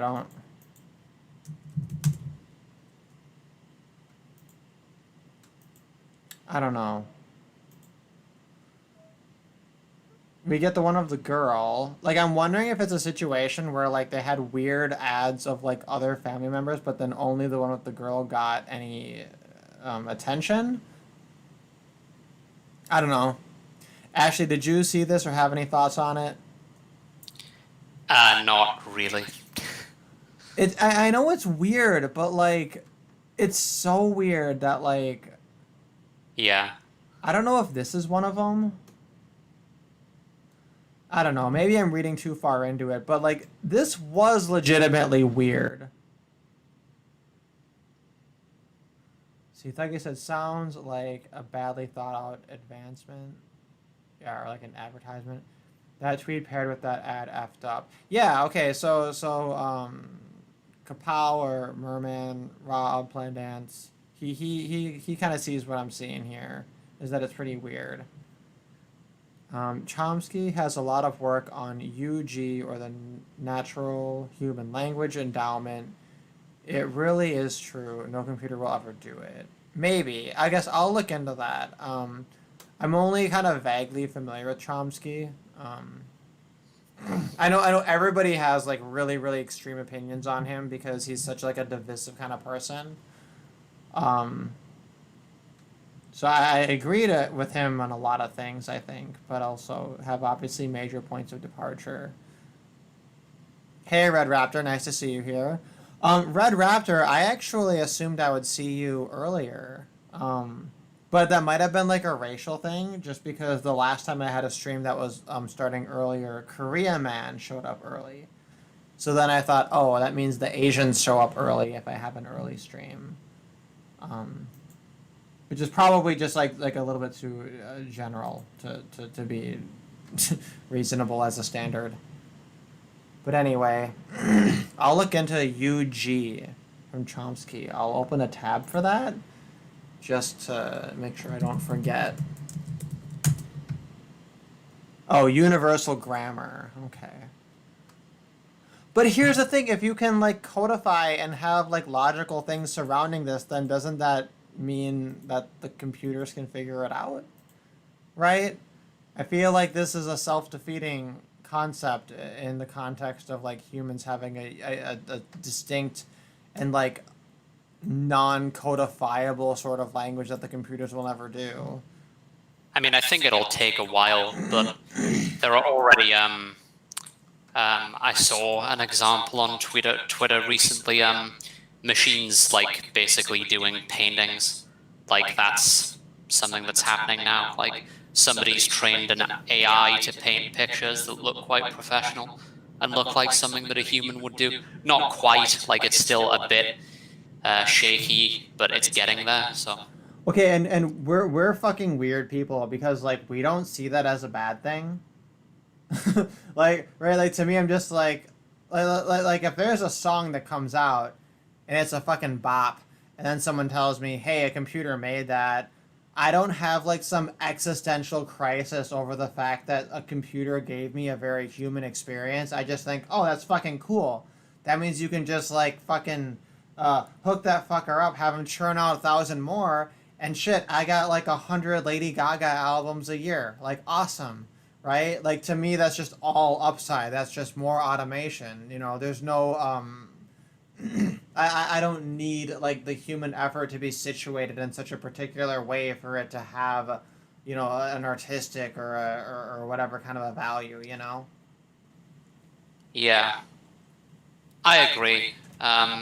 It's about the experience itself. I guess for some, for a certain type of of person, they find that it adds to their experience of the art if they know that, you know, it was generated by another person's mind with consciousness, and that it was you know, the product of so much careful thought and emotion and whatever. Like they have sort of an attachment to the story that goes into it, and I guess if you have a machine do it, then there isn't that. There's no story to it.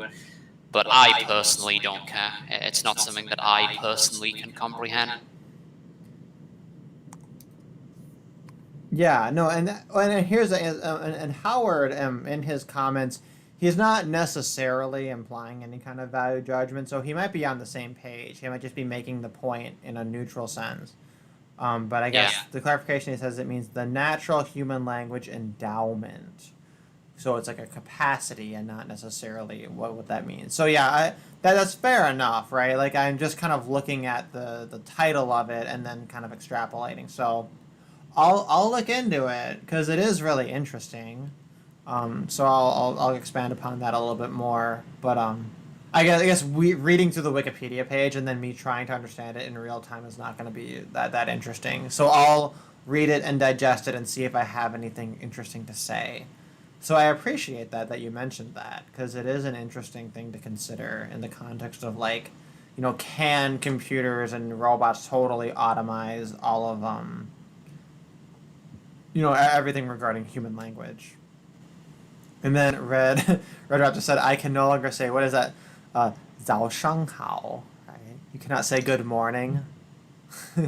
I think that's right. Is that 早上好? I know that's shang and hao.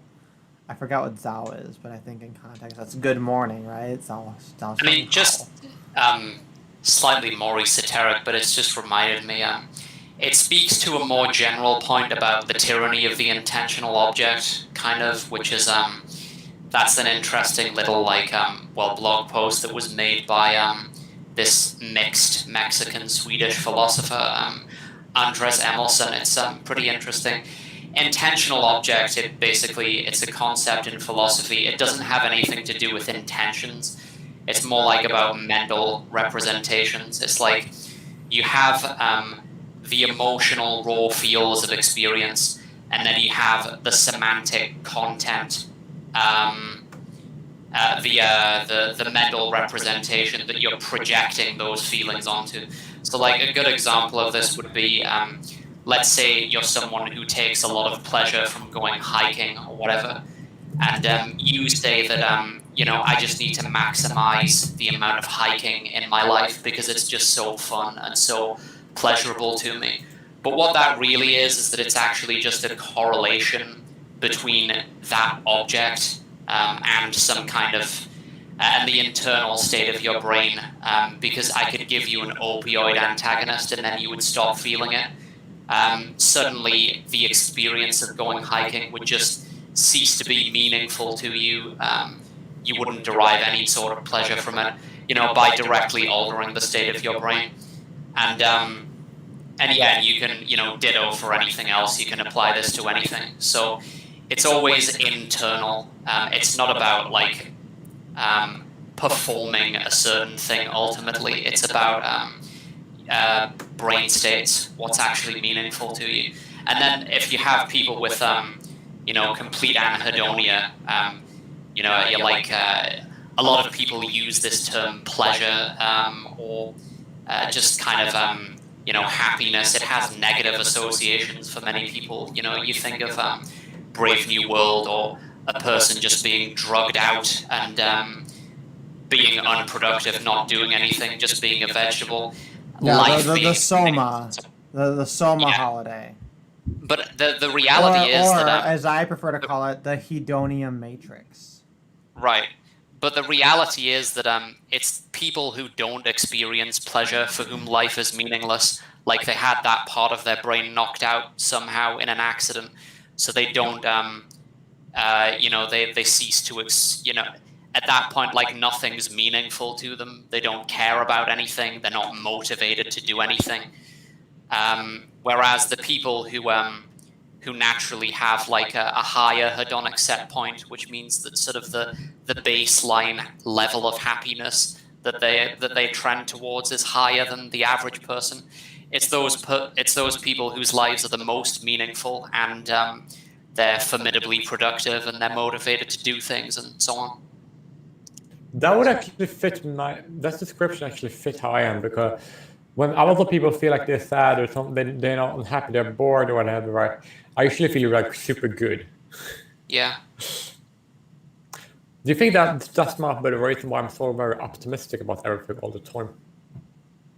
Yeah. You have a high hedonic set point, yeah. That's funny. I was actually just checking the time and thinking, like, I'm getting a little bit tired. And then I thought, oh, Jay Willie hasn't showed up yet. And then, bam, in you came. Like destiny. Not the person, like the thing. Yeah, you know what I was thinking. Okay, do you guys want to hear... I found a really funny article to talk about, which is... I just found it from Drudge Report, so I didn't dig that much. That's where I go to find like extra news that isn't in the library. But there was a Chinese restaurant that started weighing its customers, and they were forced to apologize because people went on Chinese social media and started blasting them for it. And I'm putting this in my pile of reasons that China is fucking based as hell, and China number one, obviously. China number one. Yeah. No, fuck Taiwan, fuck Japan, fuck Hong Kong. China number one, absolutely. These are China number one streams, okay? Everywhere else you go in white YouTube, they're all shitting on China, and I stand for China. I'm an anti-communist, but I still stand for China, and that's just that's a contradiction people are gonna have to, I don't know, either deal with or decide like, wow, fuck this person for being crazy. You do mean like the Chinese state, right? I'm asking because like Taiwan and Hong Kong are different states, and Singapore as well, but they're all ethnically Chinese. Mostly. I mean, technically, when I celebrate China, yeah. I mean that I have like some faith in the Chinese people, kind of like despite their government, but don't tell their government that. I see. But basically, so here's what happened: is the Chinese government, they started imposing like laws regarding food waste.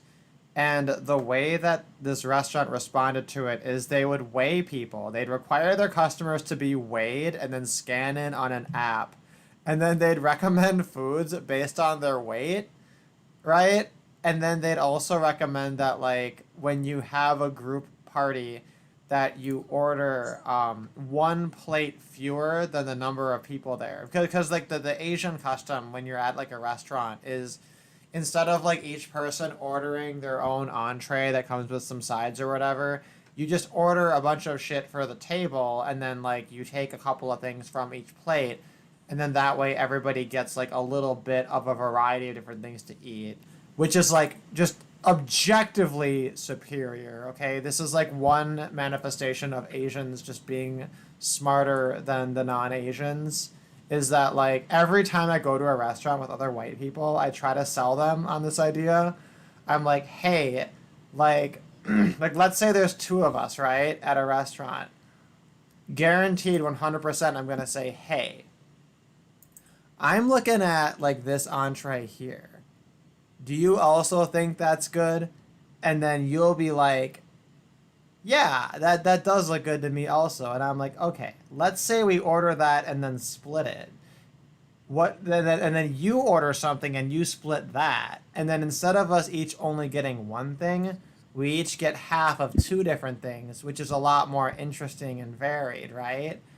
And like all of my best friends are people who are like, "Oh, yeah, totally. Let's fucking do that. That sounds like a great idea."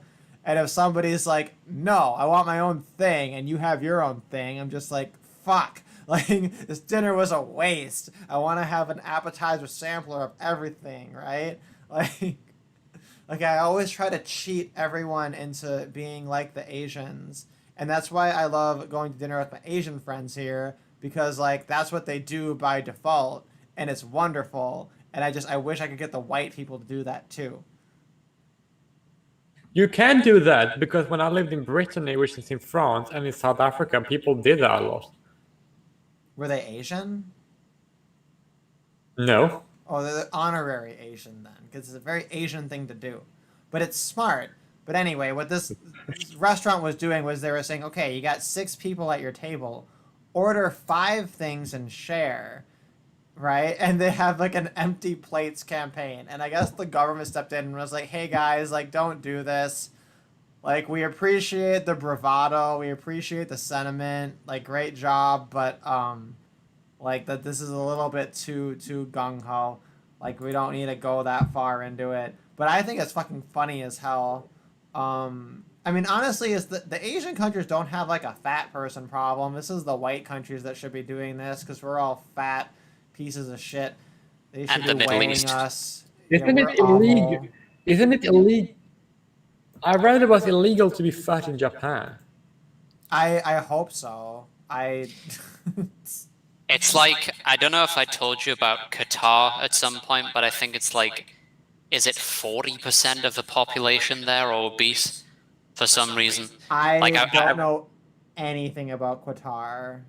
I remember, yeah, it's really bad there in the Middle East. Like, I remember reading a paper about how, like, it's because there's so much, like, international travel and so much of the population are, like, expats that, like, there's all kinds of different viruses and bacteria that agglomerate there. This gut bacteria that Oh, causes that's people right. to You vomit. mentioned that to me, yeah, because you think that everything is caused by disease. Yeah, basically. Yeah, so if you're fat, it's a disease. If you're a homo, it's a disease. If you're a woman, it's a disease. Basically. Basically. Okay, so Thuggy wrote something really funny. He said, I tried to do that with my friends as we were at a dim sum, and they looked at me odd. What the? Okay, dim sum, literally, dim sum, the definition is you fucking, like, you have multiple different samples of small things. Like, dim sum is the fucking epitome of, like, the Asian having lots of variety and then sharing and taking a piece of it and creating your appetizer sampler. Like dim sum, that's like what the fucking word means. That's yeah, just like Red Raptor was saying, literally get everything. That's the point of dim sum. Yeah, that's like it's no particular fucking food. That's so funny. Did they ask for forks too? That's hilarious. He also asked if he missed the emotional intelligence highlight.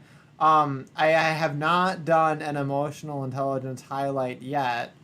God, I fucking know I have one though. Oh my god, I gotta grab it. I know I have one. I know I have one. I think I posted it somewhere stupid. Oh no, I have one. I got it. I got the emotional intelligence highlight. And it's a fucking great one. And by great, I mean it's terrible, and you're all gonna want to die. I just need to find it. Fuck, I posted it in the cellar, and Black Knight Fool filled it with like twerking videos, and Patricia, she did too, but it has to do with WAP, right? Do you guys know what WAP is? WAP. You guys know what the WAP is? Sadly. Sadly, you do. Yeah, it's the wet ass pussy, right? WAP. Yeah. Or as Ben Shapiro insists on saying, wet ass P word. God, he is like. Is that where the P word thing came from? He said P word. Yeah, Ben Shapiro, like, for some reason decided to dissect the song on his podcast, but he can't say the word pussy, so he said P word. It was amusing. Oh my god, that's so funny. So the next Cardi May I B say song something? is the wet ass P word. And Yeah, I'll exactly let like you that. I'll let you fill in the blanks, okay? Of the wet ass P word. I'm not gonna say it. I know Oh my what God. blank needs to be filled. You wanna know what? What is that? The blank. You need to fill the blank. Where? You mean where the foreskin should be? No, just kidding. I just thinking about Ben Shapiro, so that was something I was thinking. Okay, Ben so Shapiro. I don't know. Do I have the? Did I Ben- save it? Did I literally save a screenshot of it? I don't think I did. God Ben damn. Shapiro is- Where did I post it? I posted it on like someone's Discord. I have to find it.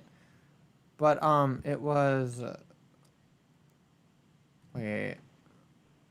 Where is it? Did I put it in here? Okay, yeah. I got it. I'm so happy I have it. I'm gonna save the image and I'm gonna put the image up in the screen. Ben Shapiro is this is the 5'7". lowbrow. We're entering the lowbrow section of the stream. Okay, so we're going there. Now this might be fake. It's like funny enough that it's probably fake, but we it might not be. So we'll see. I'll let the audience judge for themselves. We report, you decide. So this is from the greatest subreddit of all, which is "Am I the asshole?" Right? So it's "Am I the asshole for serving my daughter wet ass pizza?" That's disgusting. I don't get it. You're gonna get it soon. Okay, so I'm just gonna read it. I love my bigger version here because I'm old. Okay, 43-year-old female here. My 16-year-old daughter had some friends over in our backyard for a get-together yesterday. I asked them if they wanted food, and they said sure, but honestly didn't seem like they were even having fun. I pride myself in being a fun mom. Maybe not a cool mom, but fun. So I ordered pizza for them. To make them laugh, I played that song Wet Ass Pussy from my phone, and I sang along to it holding the pizza, singing Wet Ass Pizza. Oh Honestly, my god. I thought it was hilarious. Then I put the pizza down and began booty shaking a little. No boys were there, just 3 girls. My daughter shrieked as if she'd been stabbed and said this was humiliating, and I said, sounds like dry pizza energy. In parentheses, Why? as a joke. What? And her friend snickered a bit, so I know the joke landed. Well, it's been a day, and she won't leave her room or speak to me. Am I really in the wrong?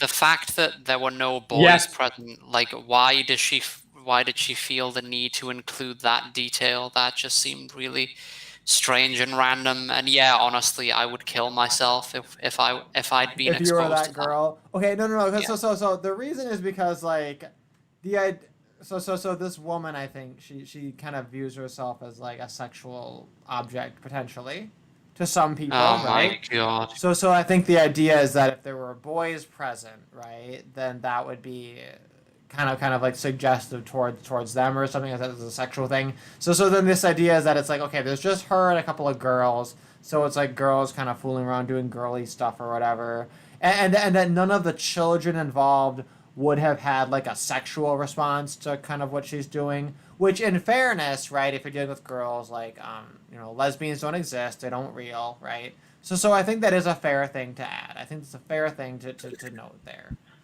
Is that there's not like a boy there that might have been like sexually imprinted upon by the thing. So I do think that's a fair point. But honestly, when I read this, part of me just says that like, okay, this is just a person like a troll responding to the phenomenon of wet ass pussy as a song.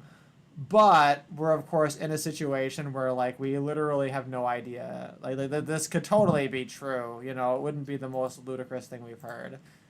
So that's my emotional intelligence highlight of this stream is the wet ass pizza story. I think it's fucking funny. I guess I'm a little bit like emotionally like retarded or something that like I would just think that's fucking funny.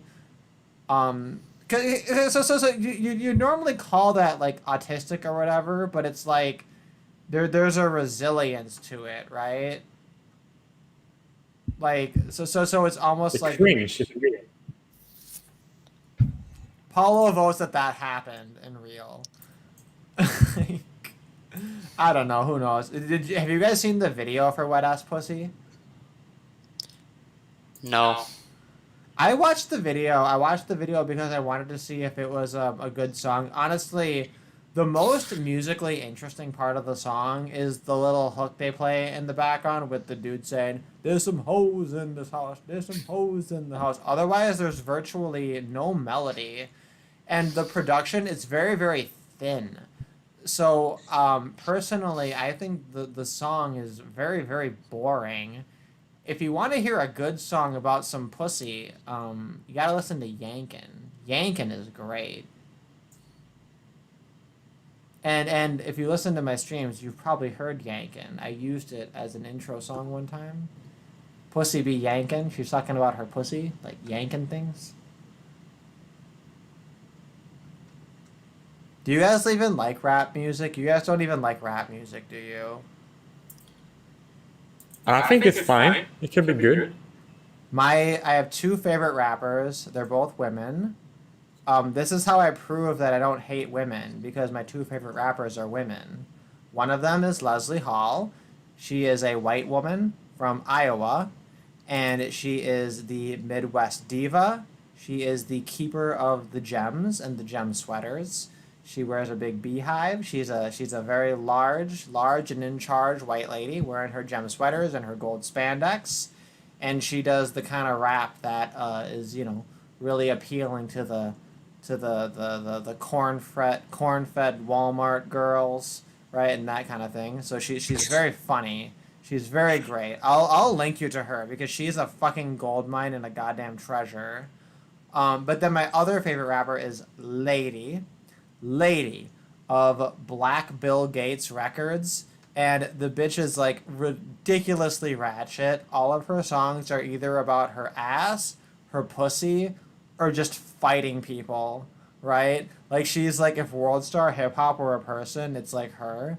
And her magnum opus is the song Yankin', which is about her pussy be yankin'. And in the video, she's got like dudes like on leashes, and they're throwing flaming hot Cheetos everywhere. Talking about how her pussy be yanking. It's a wonderful song. Lady is someone who like there's very few musical artists who literally every single fucking song they produce is really really good, and like that's her. She's amazing. Her voice is like nails on chalkboard, and it's so pleasurable. Like, oh, Paulo, you like metal? I mean, man, I swear to God, guys, like you gotta listen to some Lady, some Shamika Brown. Her literal real name is Shamika Brown, which is like funnier than her rap name. Anyway. But doesn't she used to go by that name if it's so much funnier? I can't even lie, fuck better when I'm drinking. Ride dick like a pro, throw the pussy like I'm famous. Pussy feels so good, feel like the rubber off, ain't it? I just like, when I start hearing it in my head, I can't stop until it's finished. It's so good.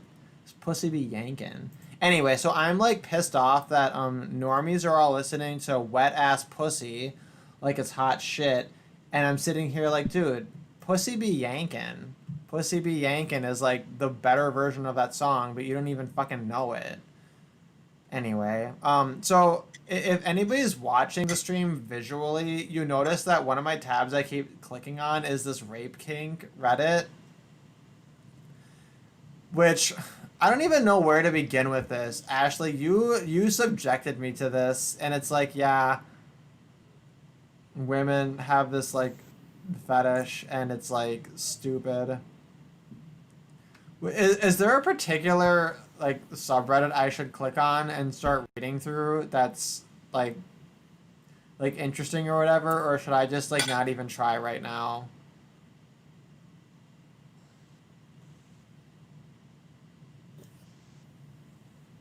I don't know what to do about this. Is it normal for the raped to want others to be raped too? Sorry, I was gone for a bit. My giant pizza has arrived, so I've just got it here. Oh, I'm happy for you.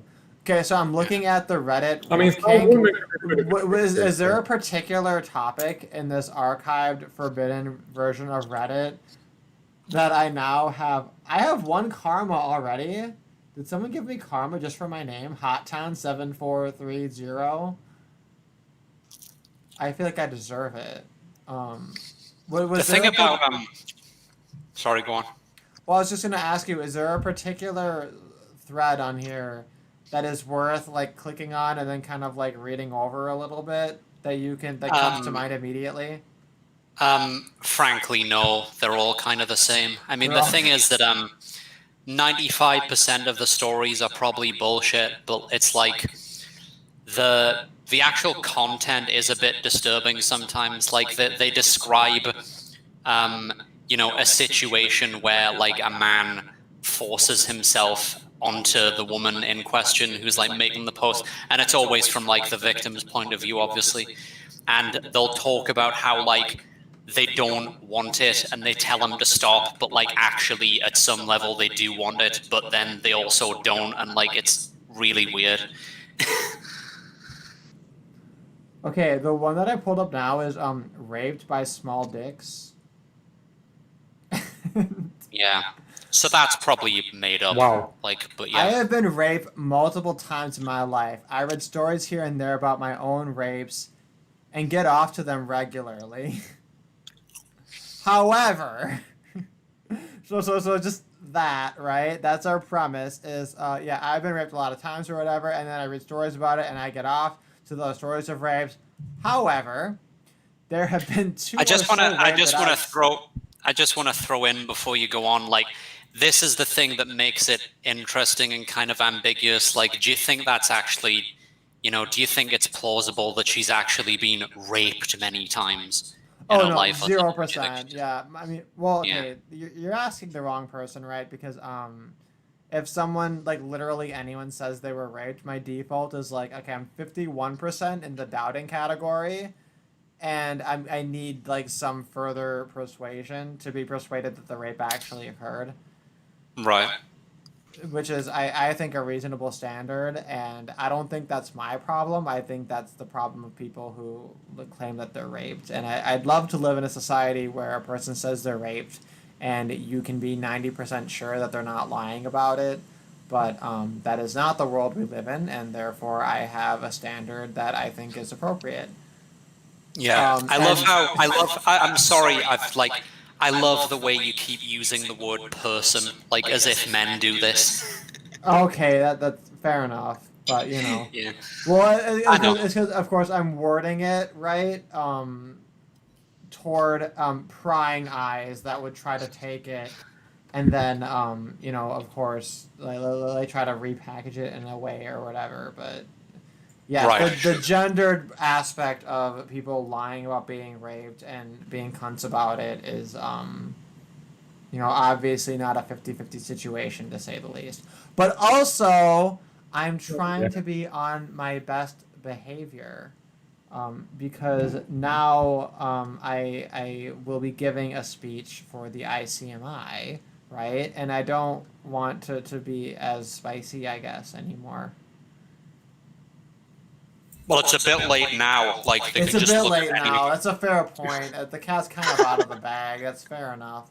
No, but Jay Willie, I haven't told you this yet. The next international conference on men's issues is going to be all virtual and online. And I reached out to the organizers. I reached out to Mike Buchanan, and I said, hey, this is who I am, and this is a presentation I'd like to give. And he said, hey, that sounds freaking awesome. Like, yes, you are approved. You get to give a presentation at ICMI. So I'm officially going to be one of the speakers, I guess, for ICMI 2020. That's awesome.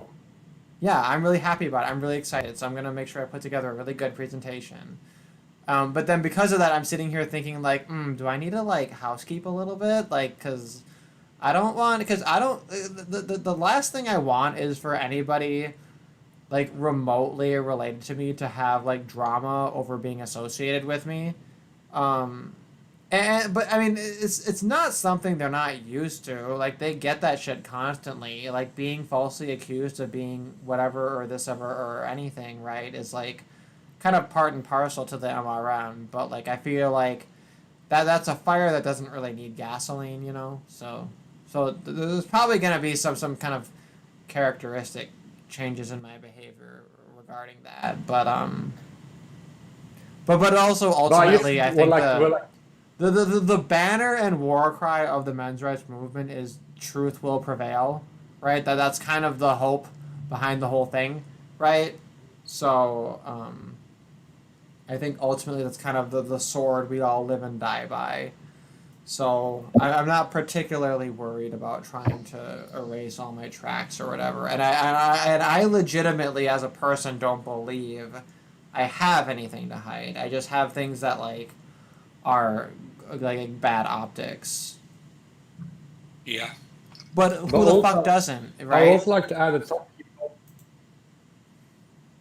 Well, yeah, like I'm very filtered when I discuss live because people that I know that I talk to in Discord usually would know that I am far more wild when it comes to my opinions when I'm not on a live stream compared to when I'm on a live stream. And if somebody who I usually talk to on Discord would watch the live stream, they would probably understand what that is a big difference between how I speak publicly and how I speak privately. In some ways, not big, but like I am a little bit filtered when I'm online. Yeah, so you get that. Now, I actually am not like that at all. And in fact, in my daily life, I'll like just like let slip whatever I want to fucking say or think. And often people think it's just kind of funny because like I'm not a very like threatening or imposing person, and I'm actually I don't know if you guys know this, but I'm really funny. I'm hilarious. Okay. Yeah, you Like are. That's true. I'm very, very funny, I have right? no. And I'm funny in person too, even if people have politics that are opposite of me. And I think because of that, I get away with saying a lot. But like when I say get away with, it implies that I shouldn't be allowed to say it. And I think that even though what I say is like from a mainstream perspective, insanely offensive, it shouldn't be. And I don't know. I I guess agree. against my better judgment, I just think like we need more and more people to just like say shit. But of course, I respect the fact that people are a little bit more kind of calculating. But I just like I know that that's a game I can't play well, and therefore I choose not to play it. And that's just the kind of person I am. And it's not like a virtuous Like thing necessarily. It's just like I know that like I can't do I can't not be myself and not say what I think. I always say the quiet part really really loud. And that's like my only saving grace is that if I'm on trial for whatever I've said, I'm sitting here just like, yeah, this is what I've always said and this is what I think and why I think it. And if I'm wrong, I'm willing to correct myself, but like I don't see any reason. I just see pitchfork wielding, angry, retarded mobs. I don't see reason. So I don't know why people. Yeah. Anyway, that's all. Well, I'm actually a little bit. I'm not. I'm kind of similar in a way, but what I mean by that is that I do have a filter, right? But it really takes a really, really, really far away my filter compared to most other people, because I can't talk to people that I met the first day how I genuinely believe that no racism is not a bad thing, and it's ridiculous to say it is, right?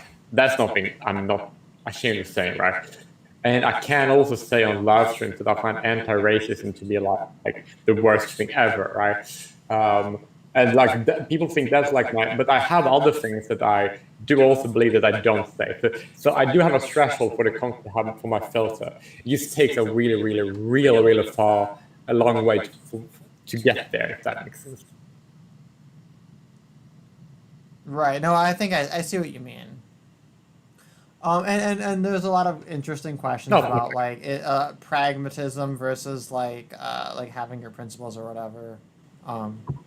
Okay, so Rachel Slur, which I love your name, is in the chat. Me too. She asked, "What's your opinion on lack of proof with Epstein? Is he evil or Kavanaugh 2.0?" And like, I don't know. It seemed like there's circumstantial evidence surrounding Epstein that shows pretty invariably that he's involved in an operation regarding these kind of things. Now, a lot of it is like, okay, I think there's like a huge difference between like Pizzagate level shit, right? Where it's like children, as in like 5 and 4, and 3-year-olds even, like being trafficked through fucking tunnels and exploited and sold and used or whatever for satanic rituals or whatever the fuck. Like that's a thing. And then like, I don't know, a bunch of 15, 16-year-olds giving massages to gross men. Like, not to say like either are good or whatever, but like one is like a totally different fucking beast, right? And it seems like a lot of what Epstein may have been involved in was like not as severe as the worst of it, for whatever that's worth. But it seems like for all the evidence that's out there, Epstein is guilty of a lot of actual evil. And I do agree that involvement with politicians is a sign of guilt, because obviously I think all politicians are leeches. They're essentially all satanic pedophile vampires. I use that phrase quite liberally because I think that it generally just applies to all of them, and I understand that there's a lot of ambivalence towards false accusation within the MRM, and it doesn't get taken seriously enough. So I guess I'm a little bit conflicted that like I want to just like brazenly accuse all politicians of being that. Gross men. No, but that makes sense. Self-hatred. Why is that self-hatred? I don't think I'm gross. I'm getting a little bit chubby, but I'm only chubby because I live in an Asian country and all the Asians are like ludicrously thin, and like it's not fair. But like by American standards, I'm still quite like thin. And you mean like old, fat, unattractive, basically. I don't know. When I say like gross men, I meant like their character, but also that like here's there's like a level of like I don't know, there is aging gracefully among men, right? Like not all older men, not even all fat men are necessarily like gross men, but the kind of man who's like a politician or involved in Epstein and his bullshit, like they're all gross, right? Like there's something about being a satanic pedophile vampire that makes you age in a particularly poor way, and that's what I mean by that they're gross. There's plenty of very old and even very fat men that are still like not necessarily gross and actually even necessarily desirable. That's fine. But particularly the grossness is like their dirtiness of like their moral character, but also like their physical character, because like there is definitely a link there, I think. But yeah, I don't know. Well, I do have a very good analogy.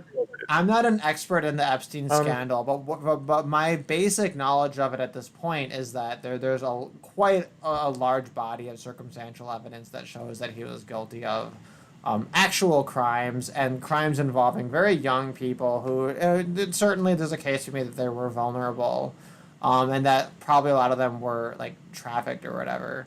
So I'm not that sympathetic. I'm slightly more sympathetic towards Weinstein. Like in that case, I have a little bit of sympathy, but I'm also quite skeptical still. And then Epstein is like an even lower tier. Just the thing you said a while ago about I just wanted to say something you said a while ago about being pragmatic versus being principled, about I guess, heterodox ideas. Um, I don't think it really meaningfully matters because the thing is that even if you present everything like a Boy Scout and you never swear and you never say anything that could be considered derogatory and you're just very careful, it doesn't seem to matter. Like the mainstream will find something that they can use against you, or they just won't care. Like they'll still say that you're the apotheosis of evil, even if you're always very vanilla in the way you present things. So like it just doesn't even seem to matter that much. No, that makes sense. I agree with that. Sounds very logical. Like I have an analogy I like to apply. I can wait before you reply to, but I can say it. Go on. Yeah. That is that it's that. Wait, what's it? I gotta go. Yeah, that as comparison analogy would be that almost all countries, or basically all countries, are very like evil and oppressive, right? Only because most countries are not North Korea or Saudi Arabia, right? That doesn't mean that they somehow are less are just because they aren't as evil or not as oppressive or as authoritarian. They're still authoritarian and very, very oppressive to people. It's not, they are all the same basically, but one is like a bit more than the other. But in the end or be all, it's all shit in a way. You get it?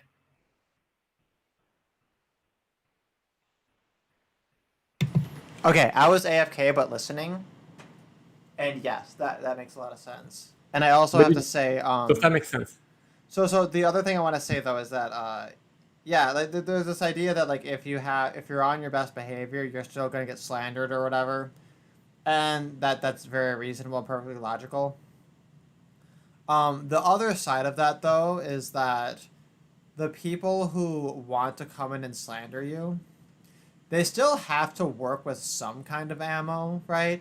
And even if they're always going to call you all of the worst things in the book, no matter what, like if you give them less ammo to work with, it still weakens their narrative. So there is still, I think, some value in being a little bit measured, which is probably a lesson that I've learned, like maybe a little bit too late.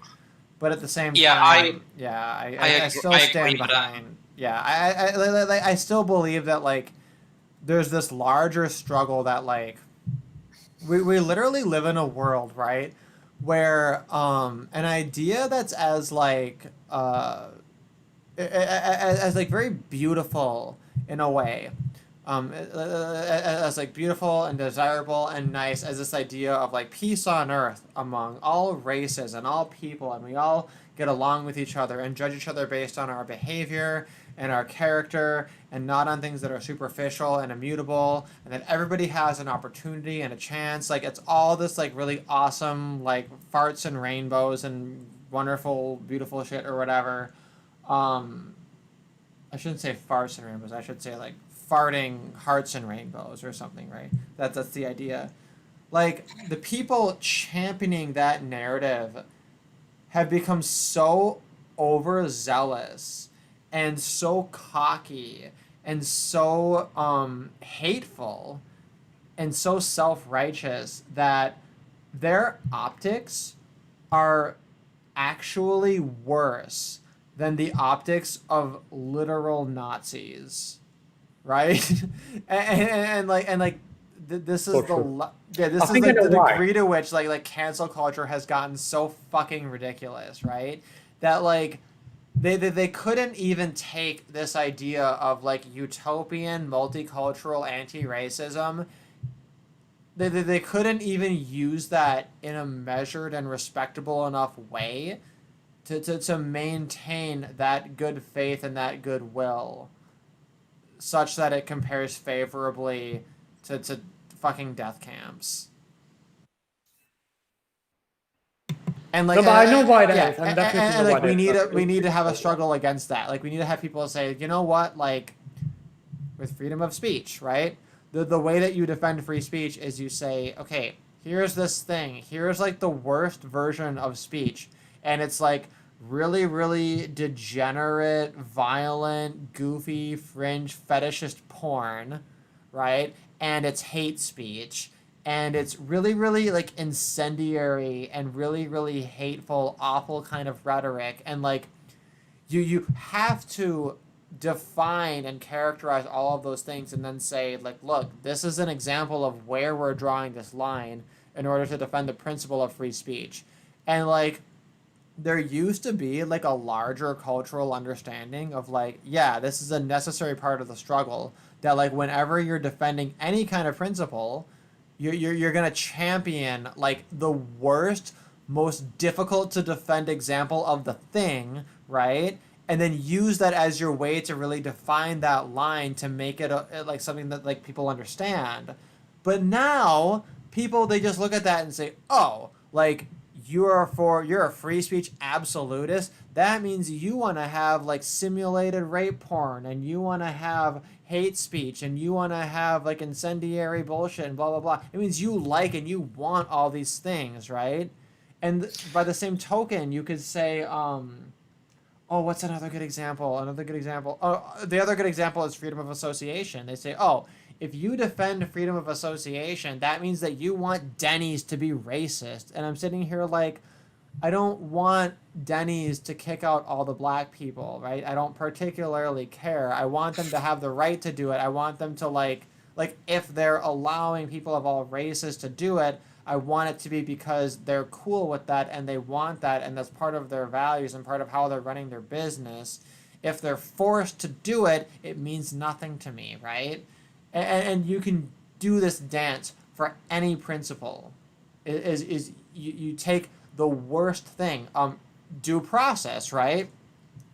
People who like literally, incontrovertibly, definitely are guilty and did the thing, but then you say, oh, the only reason you know that they did the thing is because of evidence that you procured in a way that's unlawful, and therefore you need to exclude that evidence, and if you cannot convict them without that evidence, therefore they're going to go innocent. And it's like, okay, like, we understand that due process is such a virtuous, good, awesome thing that, like, it literally means we let murderers and rapists go free, right? And to say, oh, well, if you think due process is something to defend, that means you're pro-murder and pro-rape. That's literally like the level of delusion and insanity that the average anti-racist has ascended to, right? Well, no, like I think that's just how the average person thinks about it. Like if you said that you wanted to defend due process, that's kind of how they would see it. Yeah, but people didn't used to be this. People were not this retarded even 10 years ago. I disagree. No, that's Okay, because 20 years these ago. issues- 20 years ago. I think these issues just weren't as salient 20 years ago, so you didn't notice it. Like nobody really thought about these things back then. Whereas now you're seeing it because you get to see the normie reactions to these, well, quote unquote, esoteric topics, and you find that they're incredibly stupid, but they've always been incredibly stupid. But like most people, historically speaking, right, if they hear something like this, they would just say like, oh, well, that's uncomfortable, I don't want to deal with it. And then you just like, then we just leave it to others, right? That has been the norm throughout human history, but because of democracy, people think that they have an obligation to have an opinion and have a decision about everything, right? And that means that the average stupidity level is going to set the standard for society, and I don't think that's a very good thing, if that makes sense.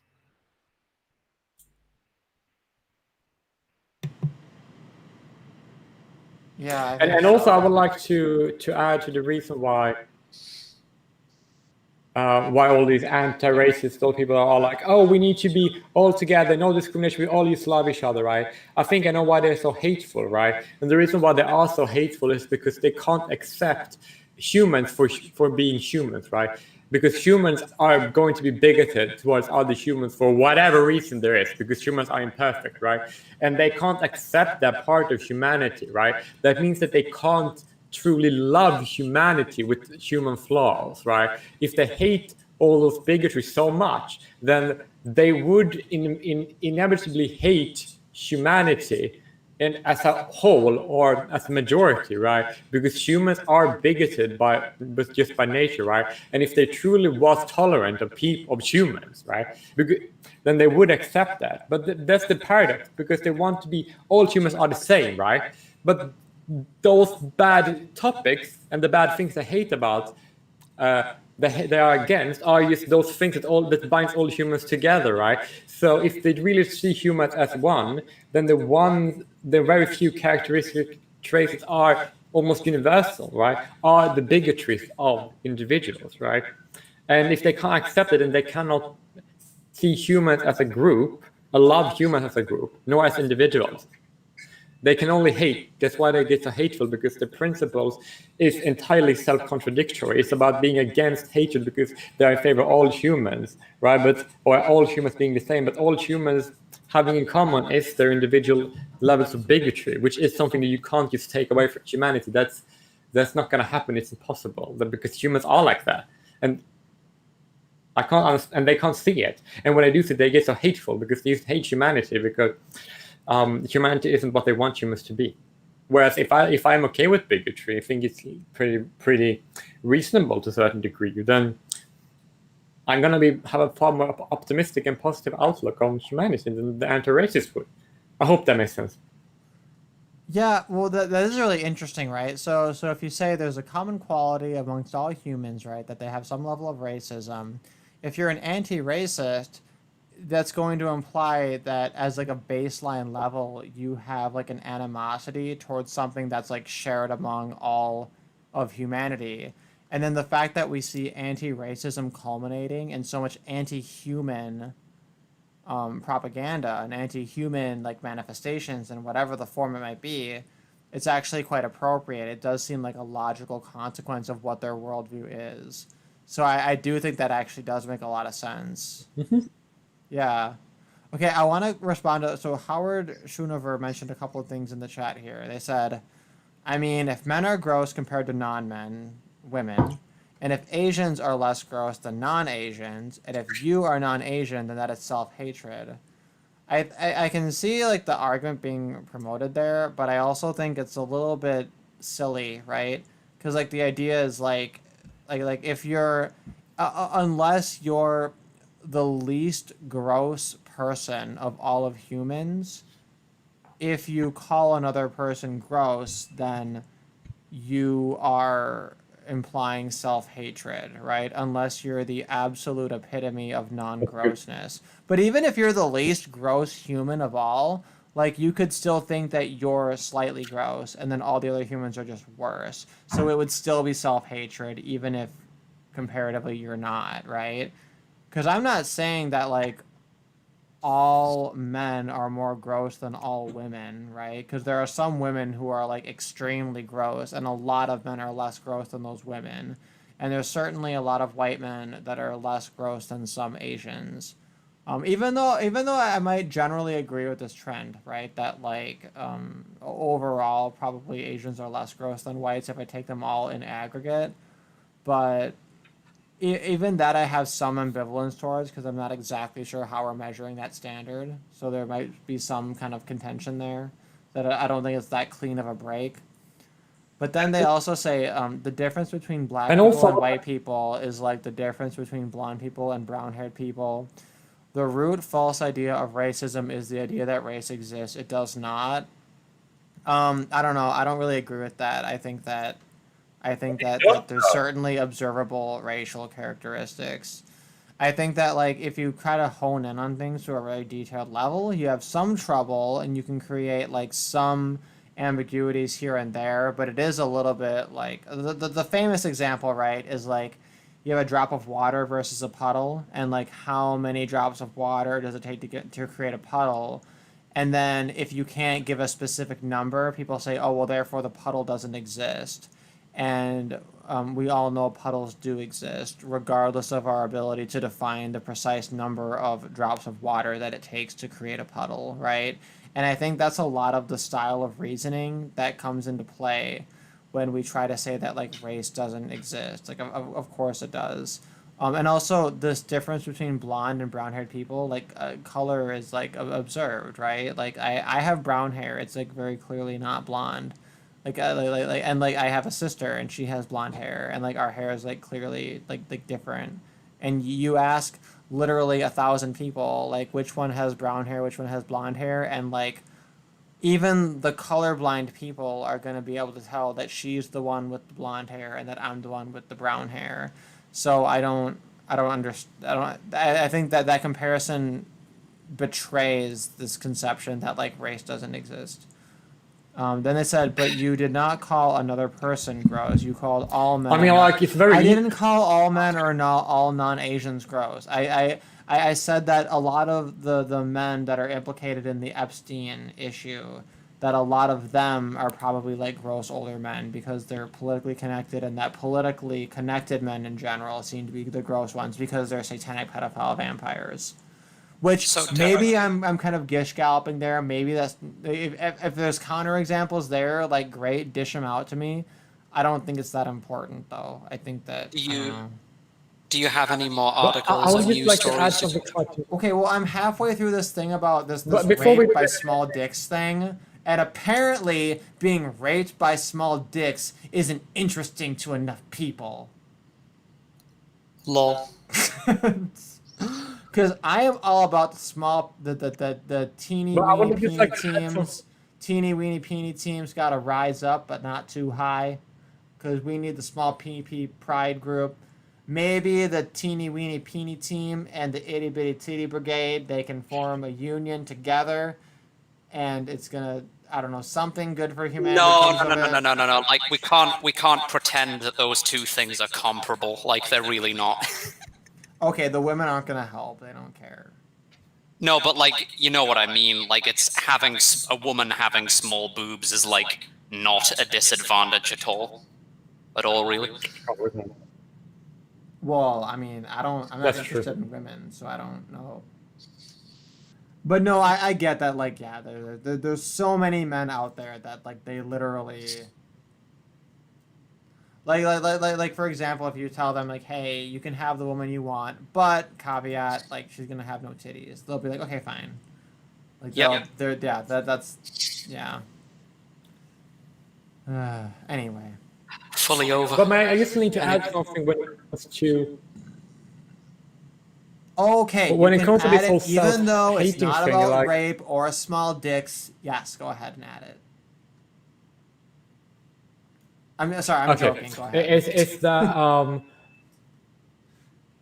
Oh, it's wait, yeah. They say like, oh, if I, for example, call, say a group or a like collection of individuals who share a common trait with me, right? And then I say something negative about that group, right? Like I don't get how that means self-hatred, because if I see a group of people that I share a characteristic with or I have something in common with, right?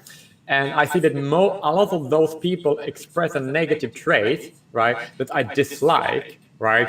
And then why shouldn't I be allowed to say that, like me saying that group of people are generally not all, but most, on average, worse in one specific way, generally speaking, not all of them, and other group of people that I don't belong to. Like that doesn't make me a self-hater. Like it's a lot of examples of that, what that is actually true in the world. And I think that we should just be allowed to express that reality without being called self-hatred.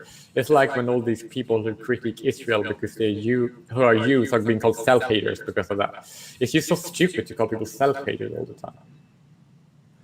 Yeah, no, and I kind of agree that make because sense? like because I shit on white people like all the fucking time, right? And like at no point do I stop and think, oh, I feel bad Me about too. myself because I'm shitting on white people. I actually feel the opposite. I feel like superior to them. I have like a confirmation bias in favor of shitting on white people because it makes me feel better than them, that I'm like identifying reasons why they're fucking wrong and I'm better than them. So I think it's actually a little bit the opposite. Also, glad to see our friend Ariel Allure, aka Sayumi. the fabulous, beautiful trap friend. Well, I mean, I shouldn't say trap. I should say like trans. I sorry. I guess I struggle with the proper label all the time. But she's she's a fun person to chat with. See, Amverse, I don't care if a guy is small. Yeah, I love how we're all talking about small dicks right now. I do like this. I like that the community I've cultivated is totally on board with the small penis pride movement. It's a nascent movement, right? It's really running up against the odds, right? Where it's really it's the real true underdog of anything, but it's got to start somewhere, and if that starts here, I'm honored to carry that flag. I love the word trap. Okay, good. So I'll identify you as a trap then. Yeah, I was gonna say, like, I don't think she cares. I can't imagine that she'd be the kind of No, person. I don't think so either. But I know that like she's actually properly doing like the hormone replacement and stuff like that, which is more like into the thing of trans. Whereas you have like people who like they're just they're just like pretty looking boys who just like to play dress up, and like they're traps and they like to do that, but they're not like doing a transitioning thing where they like actually identify as women, right? So I don't know. I try to keep up on it, and I think that the people who are reasonable within anything related to transness or whatever, I think that they understand that that they have some tolerance toward people not using preferred terms or whatever.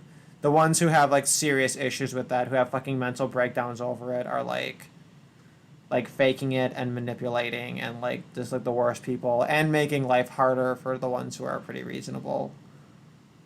And I think they're all lesbians, like every single one. I mean, of like, them, as long as you basically. understand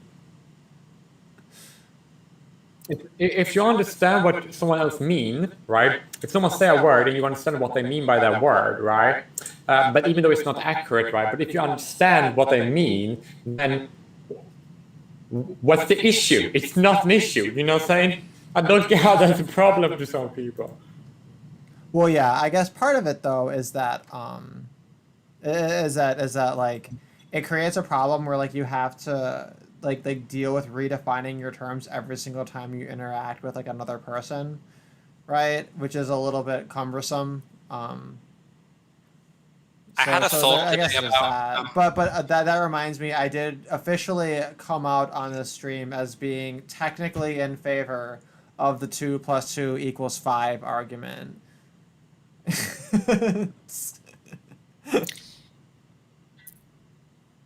like the women who make fun of men for having small penises.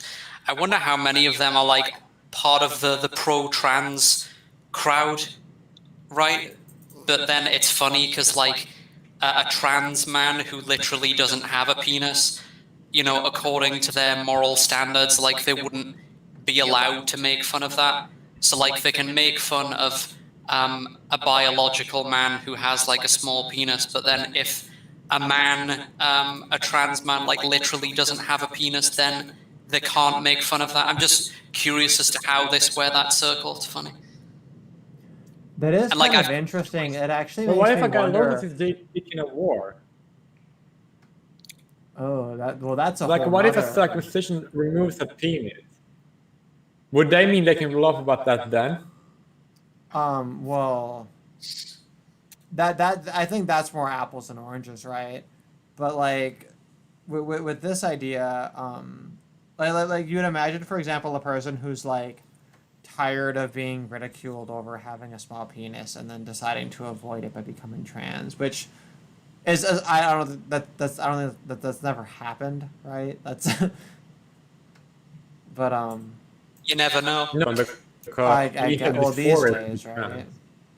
I guess What? what's funnier is to try to imagine the reverse, where it's like a woman and she's just like, "Man, my vagina is like unsightly.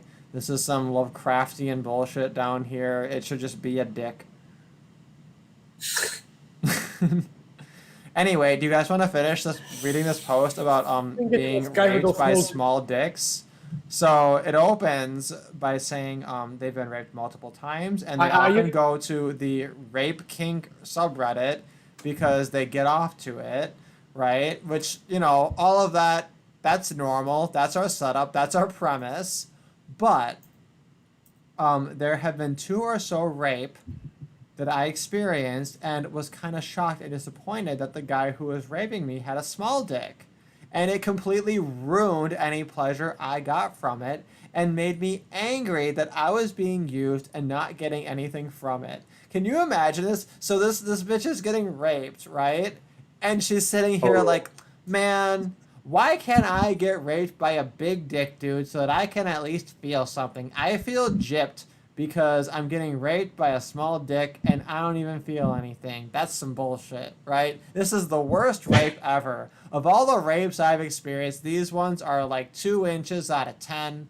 You know, I do not approve. I would not recommend this rape for other people because the dicks are too small, right? Because she's reading all these rapes from all this other Reddit from the fucking rape kink section. And she's like, man, these ones sound great. These rapes where they got nice big throbbing dicks, like, these are great rapes. This is the kind of rape I want. I mean, technically I can't want it, but I want it, right? Like, Do you see what I mean by like how it's kind of a head fuck? Because it's like they'll use the term rape, but then it's like technically not rape because they clearly seem to want it, but then sometimes they'll also explicitly say that they didn't want it. Like, yeah, it's no, really that's exactly it. And that's why, God, this is really funny. That of all the things regarding rape I've read, That's this like- is among the like- funniest. And let me be clear, it's mostly funny because rape just is rape even real? Does it even ever happen? If this is the kind of shit I'm reading, I don't know what to even think. I mean, I guess that sounds dumb. Yeah, you think. But whenever I read stories or comic of rape, it's always a reasonable to large size cock, and I ended up with literally not even the size of my thumb. Anyone else had this experience? Maybe I'm just unlucky in that sense. Oh, we got Well, what comments too. are the responses say? What are the responses say? Okay, one says, I guess if you don't have enough inches, rape might be your only option. The woman's pleasure is not the goal. Okay. Weird. Whatever. Keep in That mind, was what I most was of these thinking. stories are exaggerated for pleasure. The real life instances, which I have heard from firsthand, have all been micro or underage average sized guys. And then the person responds, damn, that's so sad. So there's, I can't tell, are they sad that rape is usually someone with a micro penis, or are they sad that, like, the stories of the big penises are exaggerated to make it more pleasurable? A lot of rapists can't even get an erection. I mean, like, Can we just stop and meditate? A lot of rapists can't even get an erection. What the? Wow. I didn't know that. Like, I had no idea. Oh my god. no, I actually have had a funny rape story. If you want to hear it. I love Ariel There's a story, Allure in it's my chat with from a fucking movie. big You wanna hear what PP happened? energy. Yeah, she's probably bigger than me from what I'm reading here. That's funny. Okay, what are you gonna say? Oh, it's that I was like watching a movie, right, a long time ago, right? And in that movie, right, there was a guy who raped a woman, right? And she was like super pissed off that he raped her, right? And after he raped her, right, he just like walked away and he started crying, right? And then she felt so bad for him that she went over to comfort him after he just raped her. Wait, what? It's a what is movie, so it that? didn't happen, What, but what it was movie like is that? that must have been the best rape scene ever. I have a couple of favorite rape scenes. Which, go ahead and take that out of context. But that's like it's fun. So my favorite rape Derek, scene ever is... Derek, what was What? that about wanting to be on your best behavior? I take it that's out the window already. No, I am doing a good job, okay? We have said 0 N-words on this stream. That's better than average at this point. So, there. I got standards. No, my favorite rape scene, though, is the movie Choke. So, in the movie Choke, There's a scene where he like responds to an ad where a woman wants like a simulated rape experience, right? And she like lays the whole thing out. She's like, okay, make sure you wear, you know, like this like mask over your face. Come in through the window and then come in and then I'm gonna leave a knife over here and I want you to hold the knife to my throat and then like fuck me right here. Don't do it there. Do it on the carpet over here, not on the bed because I don't want you to get anything dirty or whatever. Right? So he agrees to do this rape simulation for this woman. And then, like, as he's doing it, the whole time she's like, excuse me, I said don't do this, don't do that, right? So every time she, like, interrupts to, like, stop and police him to have him do it a different way, right? So it's a hilarious rape scene. It's actually legitimately very funny. My other favorite rape scene is the Human Centipede Part 2. There's a rape scene because there's actually some artistic merit to it. Yeah, I'm like unironically a fan of those movies. They're gross as hell, but like they're actually quite interesting and thought provoking in a way. Especially the third one. The third one is actually like a legitimately funny and awesome movie. Anyway. That's the funniest shit from this thread is that okay, I'll look over this in my other time to like review and to distill things from the rape kink archived subreddit because that shit's funny as hell. Yeah. I don't know. I found this article here written by this guy But I do Yasha have Monk, who is a man, and No, I have I'm not gonna say what ethnicity or religion this guy is, but basically he talks about how he fears persecution a lot, and he's of German descent, but he got American citizenship in 2017, and he's thinking like, which country is going to protect me more in case there's another instance where like we're persecuted and I have to flee. And he always thought it was America, but it turns out maybe that's not because Donald Trump might, quote unquote, might restrict more immigration for Americans trying to return home. And he thinks that's totally ridiculous given the amount of coronavirus outbreaks there are in America. And therefore, Donald Trump is literally Hitler. And this is not hyperbole. And this person is like a fucking professor at Johns Hopkins. And I hate this article, and I hate the person who wrote it, and I think it's fucking stupid. The end. Sorry, I guess there's not much point to going into that. I just like read it, and it was like incredibly stupid and thin. no, but Sorry, what? But like I just wonder when it comes to all rape thing, like, who does not have rape fantasies? Doesn't everybody have that? No, only women do. You're a woman. No, I do that too, actually. Wow. So almost only women and me. Okay, so you're a bottom confirmed. Yeah, I was gonna say that. I'm not.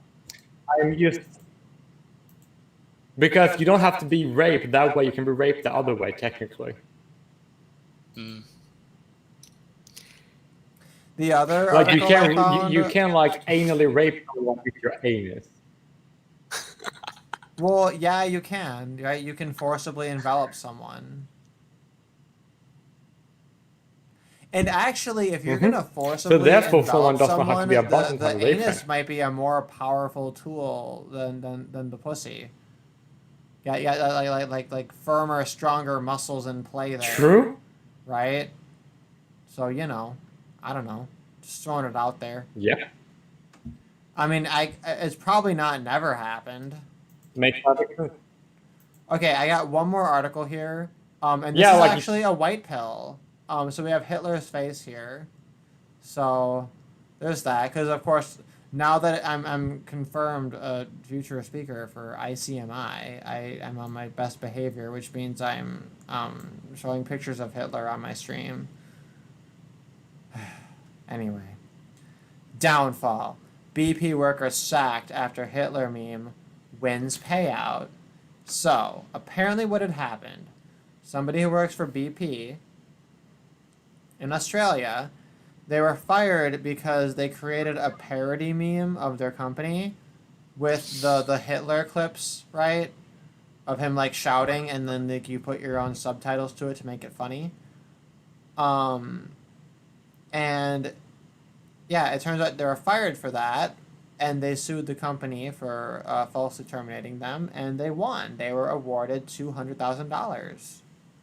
So that's some good news. It's good to know that I guess the legal system prevailed and defended this person who just like made a fucking funny meme on the internet, and that this company has to fucking eat shit for being a bunch of stupid retards who like clutched their pearls and acted and pretended like they were offended over being compared to Hitler. And it's like, you know what? Everyone and their sister has been compared to Hitler by now. If you haven't been called a Nazi, then you're doing something wrong. You should have been compared to a Nazi by now. If not, you're just like a quivering, worthless fucking pussy. And you deserve to be forced to pay hundreds of thousands of dollars in court for your cowardice and your stupidity and your weakness and your pussydom. And that's what happened to BP right now. So I'm gonna have to head off, by the way, guys. I'll see you later. I'm probably gonna head off too, because I don't know if you guys can tell, but I'm like super sleepy. Okay, see you. Alright, you keep it easy. Yeah, I have local back pain, so it's fine. You have back pain? How old are you? You're younger than me. Why do you have back It's so pain? fun. You should do some yoga. Do some Because I downward like- facing dog. Do some cow pose. You should do that for you. Anyway, No, not yoga. I can't do it. I think yoga is like so painful. you can't do yoga because it's too painful. No, 'cause Yeah, I couldn't do it when I was yoga's 13. I thought it only was as just painful painful as you back make then. it. You can really adapt all the poses and really kind of slowly lean into them. I think you just got to be really patient. Maybe smoke a lot of weed and then do yoga. Yeah, but I'm not in South Africa anymore, so I can't get access to weed. Oh shit, you fucked yourself. Yeah, I don't know, man. Yeah, you know what? I had to finish all my weed before I left. Okay, so my coworkers make fun of me for having this. They always have for years, but I have this thing called the Nada chair. I'll pull up a picture of it actually. It's really cool. So it's basically it's super fucking dorky, but it's like one of my favorite investments because I bought this like forever ago. Okay, so you see these pictures here.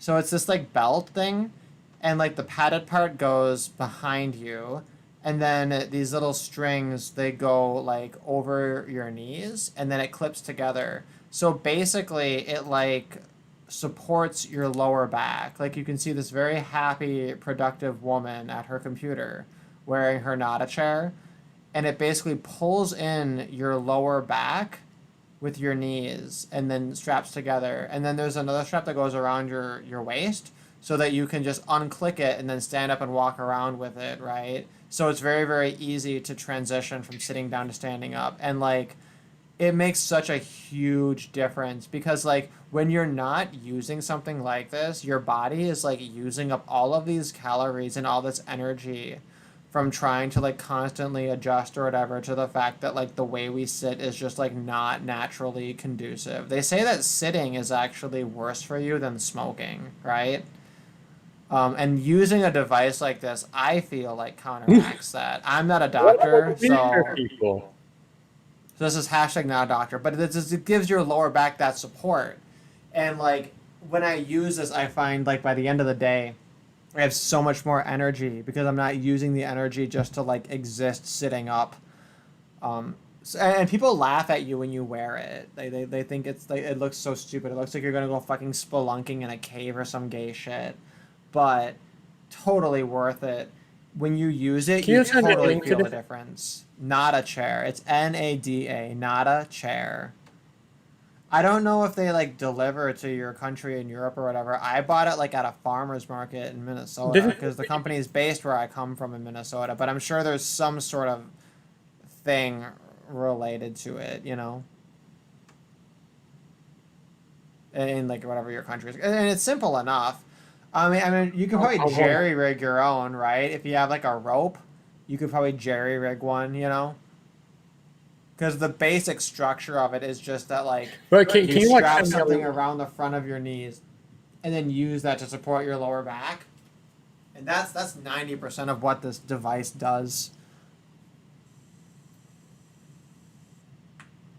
But can you sit while wearing it though? Yeah, you have to sit while wearing it. Oh, good. And I want to- honestly, I don't understand like how you this can looks. you can adjust it. Do you like you can, send me? you can yeah. I'll send you some kind of link. I just don't know if the particular brand or company of it that I have is gonna be like available wherever you are. But that's the concept of the device. But basically like when I'm sitting like on my bed, right? Like my lower legs aren't like on the floor; they're just like wherever the fuck else. But I can still find ways to adapt how I sit, and like the tightness of the device, such that I can still get that lower back support like regardless of how I'm sitting.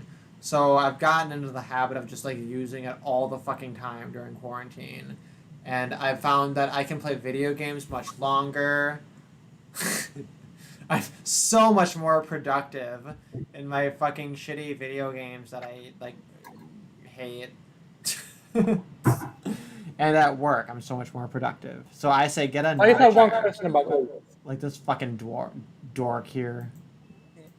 I do want to get one. I just wonder one thing, right? But what does all this mean? If sitting is so bad, what does that mean for all the wheelchair people?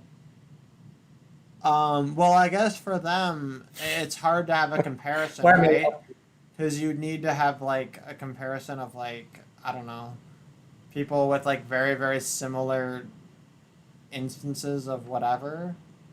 I mean, I mean, people in wheelchair, they go to doctors for physical therapy often, where they're outside of their chairs and they're getting like stretched and manipulated and moved around and put in water and like moving or whatever. And I can only imagine. I only know the vague details of it, but like their healthcare is I think much more intensive just overall.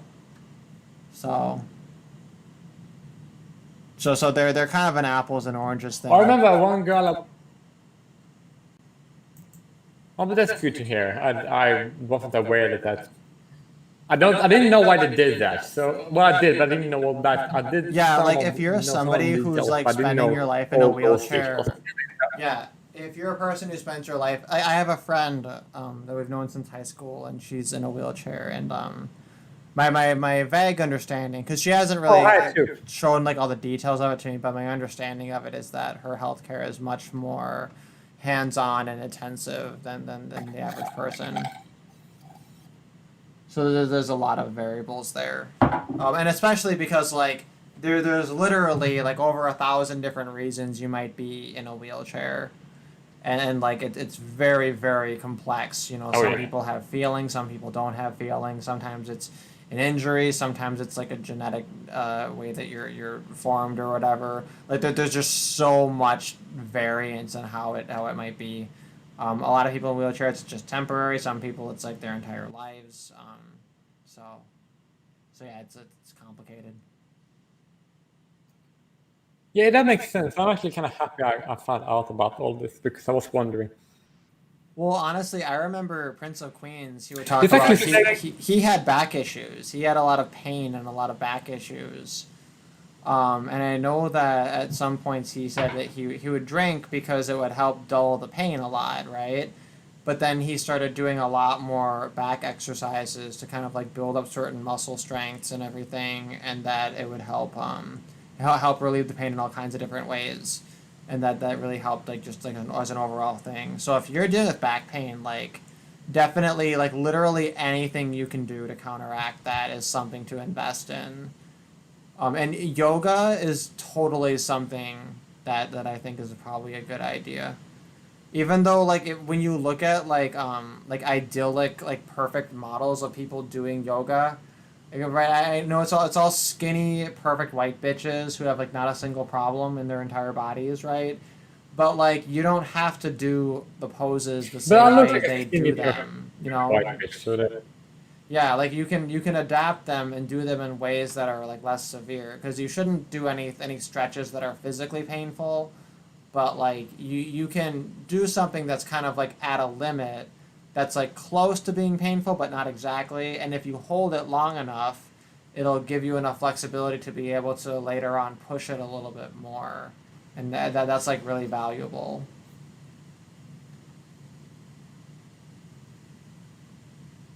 That makes sense because I have no back pains like lower back. I only have back pains in my upper back. I can show actually. I do have it right about. I hope you can see good. You see, I've tried to put on the camera, but I don't know how it works. At least here, my hand right here. Here's where I have the most back pain. Just here, nowhere else. Okay, because I have pain. I have like Yeah. I have issues with like my shoulders and my upper, and my neck, and like I started cracking my neck a lot, and it's like a Skeletor thing that like nobody else does, and like I crave being able to get the cracks because I get this like relief from it. But I learned a stretch for your back, and it actually helps the upper back a lot. Here, I'll turn on my camera and show it. So okay, so let me see. My camera's probably like. It's dark as hell. It's so dark in here. God fuck damn it. But what you do is behind your back, you take your hands like that, and then you kind of grab them like this and pull. And it stretches out your arms and your upper back and your neck like really well. And you just do it like the other way too. You just like grab them like that. Like this? Yeah, exactly. I think I can do it right now. You just couple them just like that. Yeah, exactly. Oh. God, my camera looks so creepy. Like you can't see anything. I'm just like floating yellow When I glasses feel my- in space.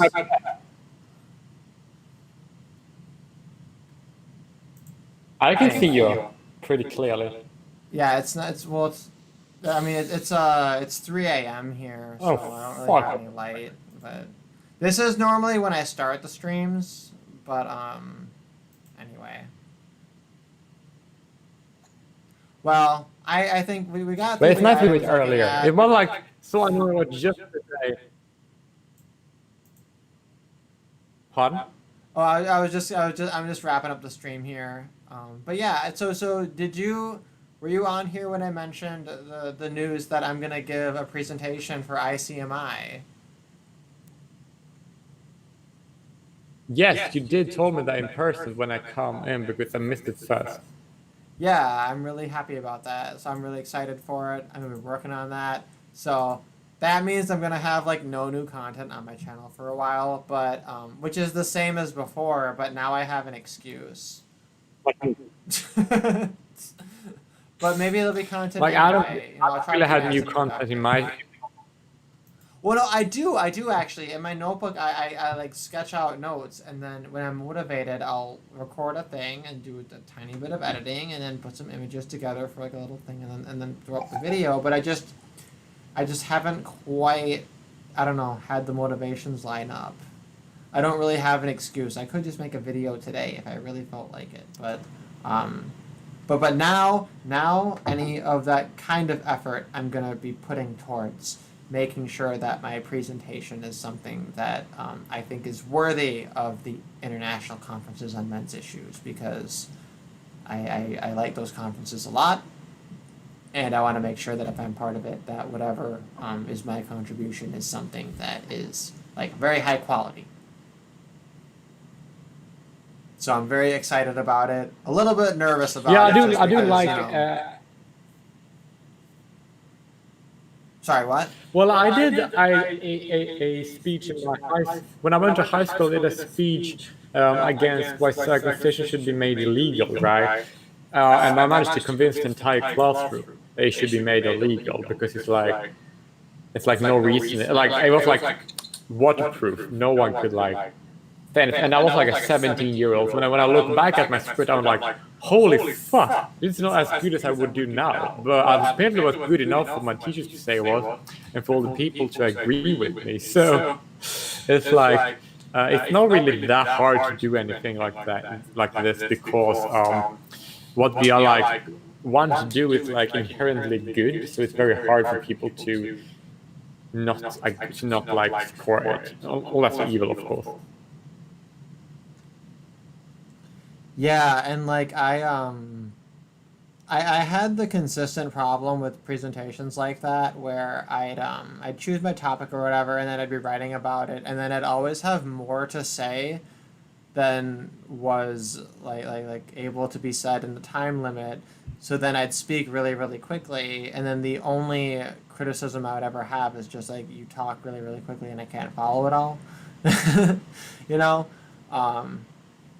Oh, also I remember Yeah, that happened to me too. I went to a That happened, Christian but that's school. Okay, this is actually a really funny like high school debate story. I went to a Christian high school, and in our chemistry class, the science teacher decided that we should have a brief unit where we have the creationism versus evolution debate, right? And we could choose one side or the other to give the debate on, right? And you know, every debate you have a resolution, right, in order to define the affirmative and negative. And he decided to make the resolution that creationism is the most logical explanation for the origin of humans. And I looked at that and I was like, well, How? I'm going to take the evolution side, but I'm not even going to defend evolution. I'm just going to attack Christianity and attack creationism. So I get up to give my pro-evolution speech, and I just shit on Christians and just give basic bitch atheist points about how like it's not logical or whatever. And like they don't know what the fuck to do, right? Because they came prepared to poke holes in evolution, and I'm just like, yeah, sure, I don't care. Like, yeah, like evolution is shit too, and so is your point. And if at the end of the debate you haven't proved that creation is the best, then I win. I don't have to disprove it, right? And like, Oh my god, that's not so true. Like, I actually won a debate when I was at school. We had a debate when it comes to the inherent power in like a social structure. I was then going to defend that, right? It was me against and another guy against 4 other people. And then the teacher, right? She said that me and the other guy, we were the winners, right? Because nobody could contradict that, because nobody had like heard anybody attack democracy in favor of monarchy, so they couldn't like argue against it because they didn't know what the fuck to say. They were like unprepared, because who prepared for that? It's like you don't really expect to need to argue for that, because it's usually just accepted as the norm in society or whatever. no, yeah, and that's why whenever there's like a structured least for the debate, people like there's a lot that I of was points debating. people don't think of, and if you take a stance that's a little bit like different or whatever, you can actually really, really throw a wrench in whatever the fuck they were planning. And that's why when people have a debate, like not enough people realize this. Like the thing that defines the debate is the resolution, and most people don't think of it in that terms. They just think of like a general topic and then pro and con, but it's like what ends up happening very often is that like if there's not a defined resolution, then you'll find that like you have a person on your quote unquote affirmative and your quote unquote negative, and they'll actually end up agreeing on a huge body of issues kind of in the middle, and then there's no clash in the debate and you don't fucking learn anything.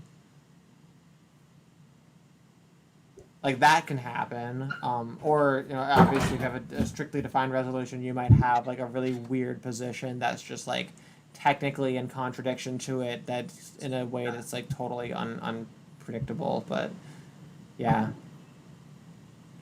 the debate is probably it's really not as productive as people I think give it credit for. That was something we talked about earlier, just that like ideas are fucking overrated. But anyway, I'm gonna go ahead and close That's this like thing now. that's like remind. But a lot of this that kind of reminds me of the video Roman Melania did a video, right? And she basically was like responding to one guy who said space wasn't real in a debate, and like used all the like a lot of arguments. So like, and that was like so stupid. He was like, you're like, what the fuck? It was the dumbest thing ever. Have you heard that one? I haven't. I don't He follow basically her said that closely because because I really she made the video about incels that pissed me off. And I found that like just in general, like her takes on things are like really just like basic bitch. Um, and I mean that in the Vanilla? nicest way possible, but obviously Like- I'm kind of being a dismissive cunt, but that's what it is. Well, when was this video? Can you, But I do believe that a lot of link, people. link me to this video because it actually does sound kind of interesting. But yeah, it sounds like someone was making like a really Like, like did you- cerebral sort of a point, and she was just kind of looking at it like that's retarded, and like that's kind of an appropriate response to that sort of a thing. But those kinds of Yep. debates can be interesting, right? But you know.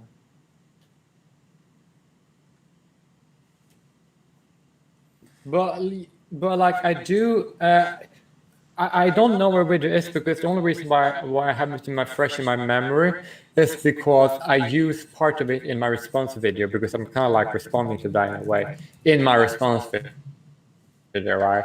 So therefore, that's the reason why I remember it, right? So when my video gets published, then I think you're gonna watch that my video, right? And then you're gonna see that in there if that makes sense. Oh, sure. Well, so is it like an older? Is it from like last year or something? Because If you can find that link, go ahead and send it. I to don't me, 'cause remember I'll actually. It take was a like look so at long it. ago. Well, if you see it or whatever. If I yeah. find it, yeah. But if I don't find it, then you will see it when my video is like finished because it's in there. Yeah, sounds like a plan. All right, well, I'm gonna go ahead and end the stream. here. Perfect. So we got through a number of issues. We had some good conversation, some good updates on news and stuff. So yeah, overall, I think it was pretty well. I had some boomerisms at definitely. the front end of the stream, and I still have no fucking idea what happened, which is like so frustrating. But whatever. We'll keep on keeping on.